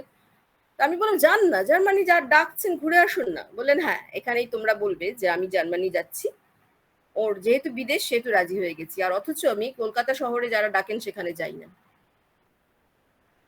এবং অবধারিত ভাবে উনি গেলেন না। তো তারপরে যারা অনুষ্ঠান করতো, এরকম সকলেরই হয় নিশ্চয়ই, রাহুলের অভিজ্ঞতা আছে, আরো ওর যারা ঘনিষ্ঠ অভিজ্ঞতা আছে, কেউ কেউ এসে আমাদের ধরতো, মানে ওকে কি করে নিয়ে যাওয়া যায়। এবারে আমি খালি তাদের বলতাম তোমরা বলবে যে আমাদের তো অর্থের সঙ্গতি নেই, আমরা একটা খুব সাধারণভাবে আপনাকে নিয়ে যাব, আপনি ট্যাক্সি ভাড়াটা দেবেন, কারণ আমরা দিতে পারবো না। আর হচ্ছে যেখানে যাব সেখানে কিন্তু খুব একটা বসার ভালো ব্যবস্থা নেই, আপনার যে খুব একটা আমরা আপ্যায়ন করতে পারবো এমন নয়, কিন্তু আমাদের আন্তরিকতা থাকবে। এটা বলুন, সঙ্গে সঙ্গে উনি চলে যাবেন। যদি বলুন যে দারুণ ব্যবস্থা, আপনাকে বাড়ি থেকে শীততাপ নিয়ন্ত্রিত গাড়িতে নিয়ে যাব, আপনাকে ভালোভাবে রাখবো, তাহলে আর উনি যাবেন না। তো এইসব আমরা সামনে বলে দিতাম, উনি হাসতেনও। একটা ঘটনা মনে পড়ছে, তখন ঢাকায় গেছেন, ওনার তো কিছু ব্যক্তিগত সফর থাকে খুবই, মানে উনি যেমন অধ্যাপক হিসেবে এত সফল, যেমন কবি সাহিত্যিক সে তো আমি বলছি না, তার সাথে সাথে পারিবারিক সম্পর্কগুলো উনি ভীষণ ভালোভাবে বজায় রাখতেন পরিবারের প্রত্যেকের সঙ্গে, যেটা আমরা অনেক লেখকদের ক্ষেত্রে কিন্তু দেখেছি যে তারা পরিবার বিষয়ে খুব উদাসীন। হ্যাঁ, তো 50-এর লেখক কবিদের আমরা দেখেছি, এটা একটা বেশ বড় মানে ফ্যাশনই বলা যায় যে পরিবার কিছু নেই, আমরা সব অন্য জায়গায়। এটা তো একেবারেই ওনার ছিল না, পরিবারের সকলের সঙ্গে খুব সম্পর্ক ছিল, বৃহত্তর পরিবার। তো ঢাকায় ওদের একজন পরিচিত স্থপতি আছেন, সেখানে গিয়ে ওরা উঠেছেন, সপরিবারেই ছিলেন। আমি জানি যে উনি গেছেন, আমিও গেছি এখানে অন্য একটা কাজে। সবাই আমাকে বললো ঢাকা যেটা আজিজ সুপার মার্কেট, যেখানে সমস্ত বইয়ের দোকান, এবং শঙ্খবাবুর বিরাট মানে ফ্যান ফলোয়ার, সেখানে বিরাট সব ভক্ত, ওকে তো আনা যায় না। তা আমাকে তার বন্ধুরা বললো, যে বন্ধু শামীমুল হক এরা বললো যে কোনোভাবে যদি আমাদের এখানে আনা যায়। আমি চলো বাড়ি যাই। আমরা চলে গেলাম। উনি যে খুব একটা খুশি হলেন আমাকে দেখে, মোটেও নয়। তারপরে কারণ উনি গেছেন, বেড়াতে গেছেন, পারিবারিক একটা ট্রিপে গেছেন, বাইরে কাউকে বলেননি, কোথাও উনি পড়তে চান না কিছু। তারপর আমি বললাম আমার সঙ্গে এইসব তরুণরা এসছে, কবে আপনাকে দেখতে পাবে কোনো ঠিক নেই, আপনি সারাক্ষণ বাংলাদেশ করেন এবং আপনাকে কিছু ওদের সঙ্গে যেতেই হবে। তারপর তো তর্কাতর্কি এটা ওটা হলো, শেষ অবধি কিন্তু উনি আজিজ সুপার মার্কেটে গেলেন। বিরাট একটা বড় অনুষ্ঠান, এবং সেই গরমের মধ্যে ছোট ছোট ঘর যারা দেখেছেন দেখবেন, সেই বইয়ের দোকানের সামনে ওনাকে চেয়ার পেতে দেওয়া হলো, এত ছেলে মেয়ে এসেছিল, সে দূরে দূরে বসার কোনো জায়গা নেই। কিছুদিন আগে পিয়াস মজিদ কবি, ওর ছোটবেলার বেশ অল্প বয়সের স্মৃতিচারণে এটা লিখেছেন, আমি সেই অনুষ্ঠানে আর ছিলাম না, রাজি করিয়ে দিয়ে আমি চলে এসেছিলাম, কিন্তু ওই অল্প বয়সীরা গেছে, তারা যে খুব একটা ভালোভাবে ওকে জায়গা নিয়ে গেছে বড় কোনো হোটেলে বড় কোনো হলে, তা তো নয়, ওই বইয়ের বাজারের মাঝখানে আর কি বলা যায়। তো এইভাবে ওকে ডেকে আনা হতো। এই ছোট ঘটনাগুলো, ব্যক্তিগত ঘটনাগুলো কোনো অন্তরঙ্গতার জন্য আমার বলা নয়, মানুষটি যেমন তার লেখাও তেমন, এই দুটির মধ্যে কোনো বিরোধ নেই। এই শক্তিশালী মন এবং এই শিরদাঁড়া শক্ত আপোষহীন এই মন, এটা কিন্তু তার ব্যক্তি এবং মানুষ দুটোকে একসঙ্গেই আমরা দেখতে পাই। আচ্ছা, আবার একটা অ্যানেকডোট, এটা বলা খুব দরকার। এটা যশোধরাদি, আমি একটা নাম উচ্চ রাখবো, যশোধরাদি না বুঝলেও বুঝতে পারেন, সেবন্তী জানেই, আমি নামটা বলবো না। এটা হচ্ছে দিরাগমনের গল্প। এটা ওর মতো গলা করেই বলতে হবে।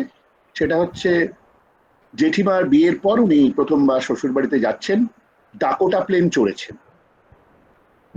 সে প্রচন্ড সমস্যা হতো, লাফালাফি করতো, উনি পৌঁছেছেন এবং ওর গলায় উনি বলছেন, তারপর বুঝলে সে একটা যে ব্যাপার, মানে যেতে যেতে খুব অবস্থা খারাপ, জেঠিমা আছেন, যাব ওদের বাড়িতে বলে বলছেন। হঠাৎ মাঝখান থেকে একজন, যার নাম আমি করব না, অথচ সেবন্তী বুঝতে পারবে এটা আমি জানি, হঠাৎ প্রশ্ন করলেন। তিনি ভাবতেন প্রত্যেকটা কথায় একটা মন্তব্য না করলে সেটা চলে না।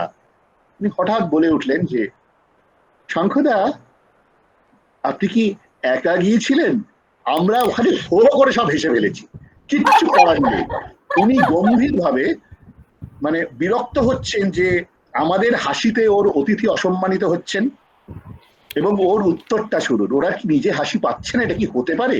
উনি খুব গম্ভীর ভাবে বললেন, দিরাগমনে শ্বশুর বাড়িতে একা যাওয়া যায় না বোধহয়। এবং সেই প্রবল গাম্ভীর্য বজায় রেখে, এই জিনিস ভাবা যায় না কি করে যে ওর এটা ওর পক্ষেই সম্ভব, ওর পক্ষে সম্ভব একদম। ওর অতিথি যেন ওর ব্যবহারে অসম্মানিত না হন। আমরা তো বালখিল্য, আমরা তো একটু দুষ্টু, কেউ একটু অসভ্য বলতে পারি, কিন্তু ওর ব্যবহারে যেন উনি কিছুতেই আহত না হন, এইটা একটা ঘটনা। আচ্ছা, এইবারে কেউ যদি আমাদের অতিথিদের কিছু জিজ্ঞাসা করতে চান, জিজ্ঞাসা করতে পারেন। এটা চলার পরে শেষ 5 মিনিট আমি ওই 3-4টে কবিতা আমি শোনাবো। রাহুল, তার আগে একটা গান হবে। হ্যাঁ, ও যে একটা গান গাইবে। প্রায় 2 ঘন্টার কাছাকাছি চলে এসেছি আমরা, কাজেই অনেক কেউ কথাই প্রশ্ন বলেছি। করলে করার পরে ওই গানটা করে তারপরে তোর ওটা চালিয়ে দিস। কেউ করবেন কি? সুজাতার কমেন্ট দেখলাম। সুজাতা, অনেক ধন্যবাদ। ও লিখেছে যে খুব সুন্দর স্মৃতিচারণ।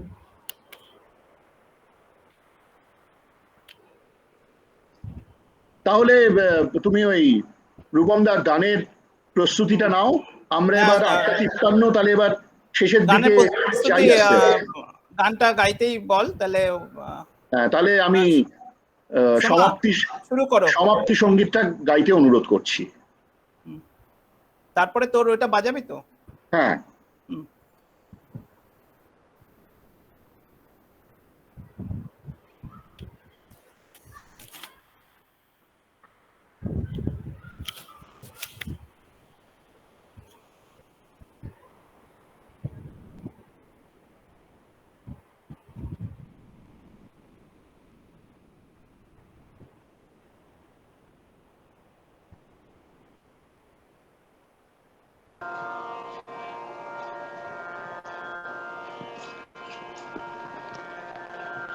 খুব সুন্দর অনুষ্ঠান শুনছিলাম।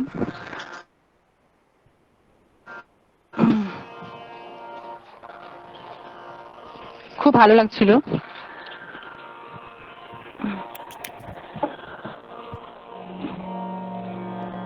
সংসার যাবে মন কেড়ে লয়, জাগে না যখন প্রাণ,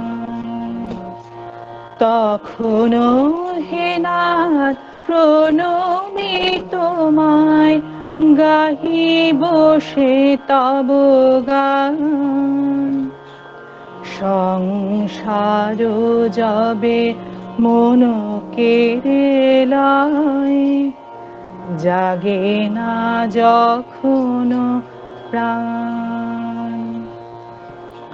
অন্তর জামি ক্ষমসে আমার শূন্য মনের বৃথা উপহার।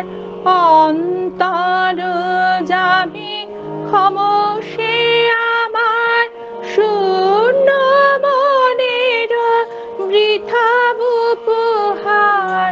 পুষ্পবিহীন পূজায়োজন ভক্তিবিহীনতা। সংসার যাবে মন কেড়েলায়, জাগে না যখন প্রাণ। ডাকি তব নাম শুষ্ক কণ্ঠে, আশা করি প্রাণপণে। নিবিড় প্রেমের সরস বরষা যদি নেমে আসে মনে। ডাকি তব নাম শুষ্ক কণ্ঠে, আশা করি প্রাণপণে। নিবিড় প্রেমের সরস বরষা যদি নেমে আসে মনে। সহসা একদা আপনা হইতে ভরে দিবে তুমি তোমার অমৃতে। সহসা একদা আপনা হইতে ভরে দিবে তুমি তোমার অমৃতে। এই ভরসায় করি পদতলে শূন্য হৃদয় দান। সংসার যাবে মন কেড়েলায়, জাগে না যখন প্রাণ। সংসার যাবে মন কেড়েলায়, জাগে না যখন প্রাণ।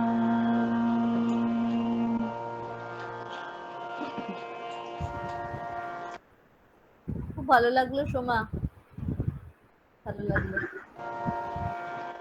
তোদের অনুষ্ঠানটা ভীষণই ভালো হচ্ছিল, এত শুনছিলাম, হঠাৎই বললো গান করতে হবে, মানে ওটা ছন্দপতন ঘটলো, মনে হচ্ছিল আরো শুনে যাই আরো শুনে যাই। খুব ভালো, একটা সুন্দর ভাবে না না, স্যার তো খুব রবীন্দ্রসঙ্গীত ভালোবাসতেন, আপনি শুনিয়েছেন, খুব ভালো। সোমদত্তা দত্তকে কৃতজ্ঞতা জানাই আমাদের স্কুলের পক্ষ থেকে। যদিও তিনি আমাদের সম্পর্কে বৌদি, শুরুর এবং শেষের এরকম চমৎকার গান করার জন্য। এবার শঙ্খবাবুর গলায় আমরা 5টা কবিতা শুনবো, খুবই সামান্য সময়, কবিতাগুলো তো বড় নয়। তার আগে একটা ছোট্ট কথা একটু বলে নি। একদম কবিতার পরে রূপমদা একটা প্রথাগত ধন্যবাদ দেবে, কিন্তু এই কথাটা বলা দরকার। লেখকদের প্রতি কতটা সমমর্মী ছিলেন, কোনো বই উনি কখনো ফেলেননি। তার জন্য উনি একটা আলাদা ফ্ল্যাট কিনেছিলেন, ওনার থাকার জায়গার কোনো অভাব ছিল না। ঈশ্বরচন্দ্র নিবাস সুপরিসর ওদের দুজনের জন্য, মেয়েরা তো বিবাহিত, ফলে তারা আলাদাই থাকে। একটি সংবাদপত্রের ব্যাপার জানি না, একটি বইও ফেলেনি। অনেকেই জিজ্ঞেস করেছেন যে সব বই কি আপনি পড়েন, বলে একটু ধরি। সব বই হয়তো পুরোটা আমি পড়ে উঠতে পারি না, কিন্তু যিনি লিখেছেন তার যে উদ্যম, সাহিত্যের প্রতি তার যে ভালোবাসা, এইটাকে আমি অসম্মান করতে পারি না। ফলে যেরকম যে মানের বই হোক, সবাই তো ওকে বই দিতেন, ওকে বই দেওয়া মানে মোক্ষ লাভ, এটা আমরা সকলেই মনে করি। কিন্তু সমস্ত বই উনি রেখে গেছেন। আমি জানি না সংবাদপত্র অন্যান্য বা দেশ অমৃত তাও বোধহয় রাখতেন প্রথমে দিকে, কৃত্তিবাসের সব সংখ্যা ওর বাড়িতে আছে, ইত্যাদি ইত্যাদি। এবারে ওর গলায় আমরা 5টা কবিতা শুনি।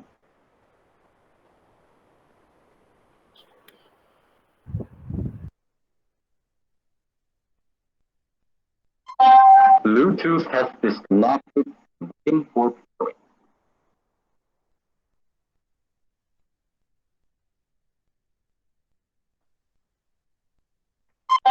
Bluetooth has paired successfully. ভিড় ছোট হয়ে নেমে পড়ুন মশাই, সরু হয়ে নেমে পড়ুন মশাই, চোখ নেই চোখে দেখতে পান না, সরু হয়ে যান ছোট হয়ে যান, আরো কত ছোট হব ঈশ্বর ভিড়ের মধ্যে দাঁড়ালে, আমি কি নিত্য আমারও সমান সদরে বাজারে আড়ালে।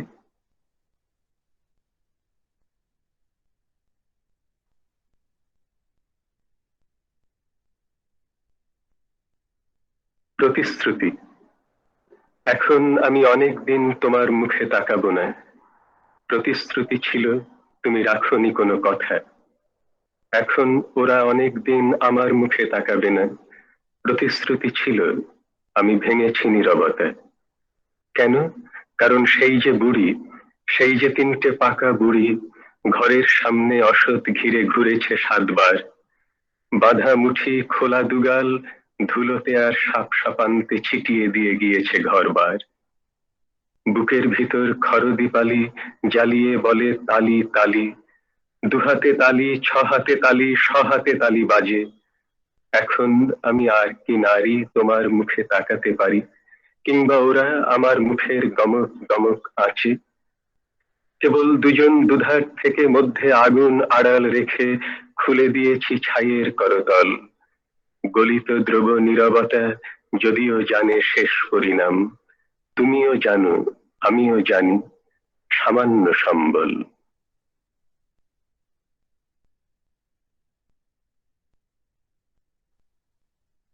সুন্দর লোকে তো কোথাও যাবে তাই আসি, এমন কিছু নয়, নিহিত পাতাল ছায়া ভরেছিল আকাশ পরিধি, কিছু তো দেখবে লোকে তাই দেখি, ফসলের সীমা বুকের গেরুয়া জল, দ্বাদশীতে সব গ্রাম মিলেমিশে যায়, জেগে ওঠে রাত, স্বভাবিত পথ হারানো তাই পথ হারিয়ে ফেলেছি, তবে জানি মনে পড়ে কে এনেছে ভুলিয়ে ভুলিয়ে, পাহাড়িয়া নিঃসার কথকতা ছিল না কোথাও, গোপনে নিজেই আমি মাছ ধরবার নাম করে ডুবিয়ে দিয়েছি তাকে নিরিবিলি সাঁওতালি দিঘিতে, ধনুক ছোড়েনি কেউ, বেঁচে গেছি খুব বেঁচে গেছি, নিখাত পাতাল ছায়া ভরে দেয় দিগন্ত দক্ষিণা, লোকে তো জানে না কিছু, জানুক না, টেনে নিক পাপ, ঝরে যায় নীল স্রোত, গাঢ় খাদে করুণার টান, যদি বা নিজেরই ছায়া হঠাৎ জড়িয়ে ধরে বলে, তুমি কি সুন্দর নও, বেঁচে আছো কেন পৃথিবীতে। মুখ থেকে যায় বিজ্ঞাপনে, একলা হয়ে দাঁড়িয়ে আছি তোমার জন্য গলির কোণে, ভাবি আমার মুখ দেখাবো, মুখ থেকে যায় বিজ্ঞাপনে, একটা দুটো সহজ কথা বলবো ভাবি চোখের আড়ে, জৌলু সেটা ঝলসে ওঠে বিজ্ঞাপনে রংবাহারে, কে কাকে ঠিক কেমন দেখে বুঝতে পারা শক্ত খুবই, হারে আমার বাড়িয়ে বলা, হারে আমার জন্মভূমি, বিকিয়ে গেছে চোখের চাওয়া তোমার সঙ্গে ওতপ্রোত, নিয়ন আলোয় পণ্য হলো যা কিছু আজ ব্যক্তিগত, মুখের কথা একলা হয়ে রইল পড়ে গলির কোণে, ক্লান্ত আমার মুখোশ শুধু ঝুলতে থাকে বিজ্ঞাপনে।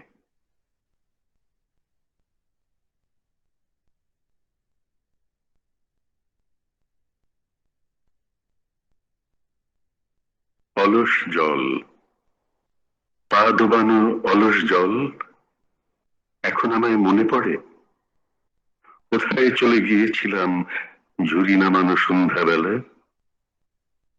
খুব মনে নেই আকাশ বাতাস ঠিক কতটা বাংলাদেশের, কতটা তার ছিল বুকের ভিতর বানিয়ে তোলা।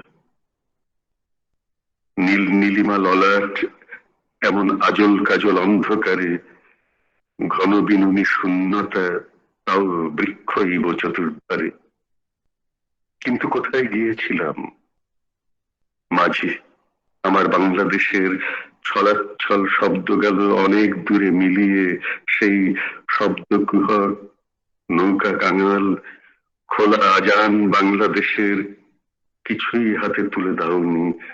বিদায় করে দিয়েছ সেই স্মৃতি, আমার শহর, আমার এলোমেলো হাতের খেলা।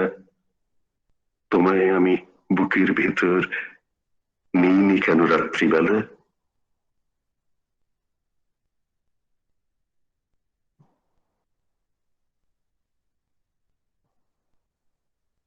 এবার রূপম দাকে অনুরোধ করছি আমাদের স্কুলের পক্ষ থেকে আমাদের সম্মাননীয় অতিথিদের এবং যারা এসছেন আয়োজক হিসেবে সবাইকে ধন্যবাদ জ্ঞাপনের জন্য।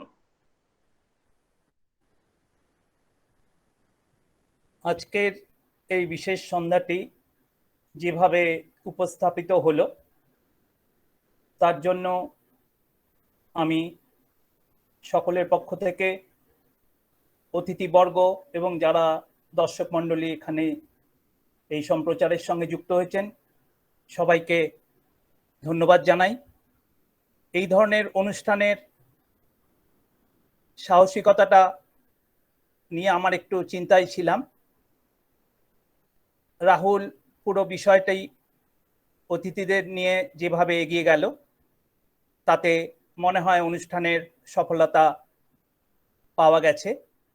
অনেক অজানা তথ্য আমরা যারা উপর সাহিত্যের অঙ্গনে ঘুরে বেড়াই তাদের কাছে অনেক কিছু উন্মুক্ত হলো আজ এই সন্ধ্যায়। আজ আমাদের এই অনুষ্ঠানে প্রথমবার সেবন্তী এসছে, ওকে বিশেষভাবে ধন্যবাদ রাজি হওয়ার জন্য।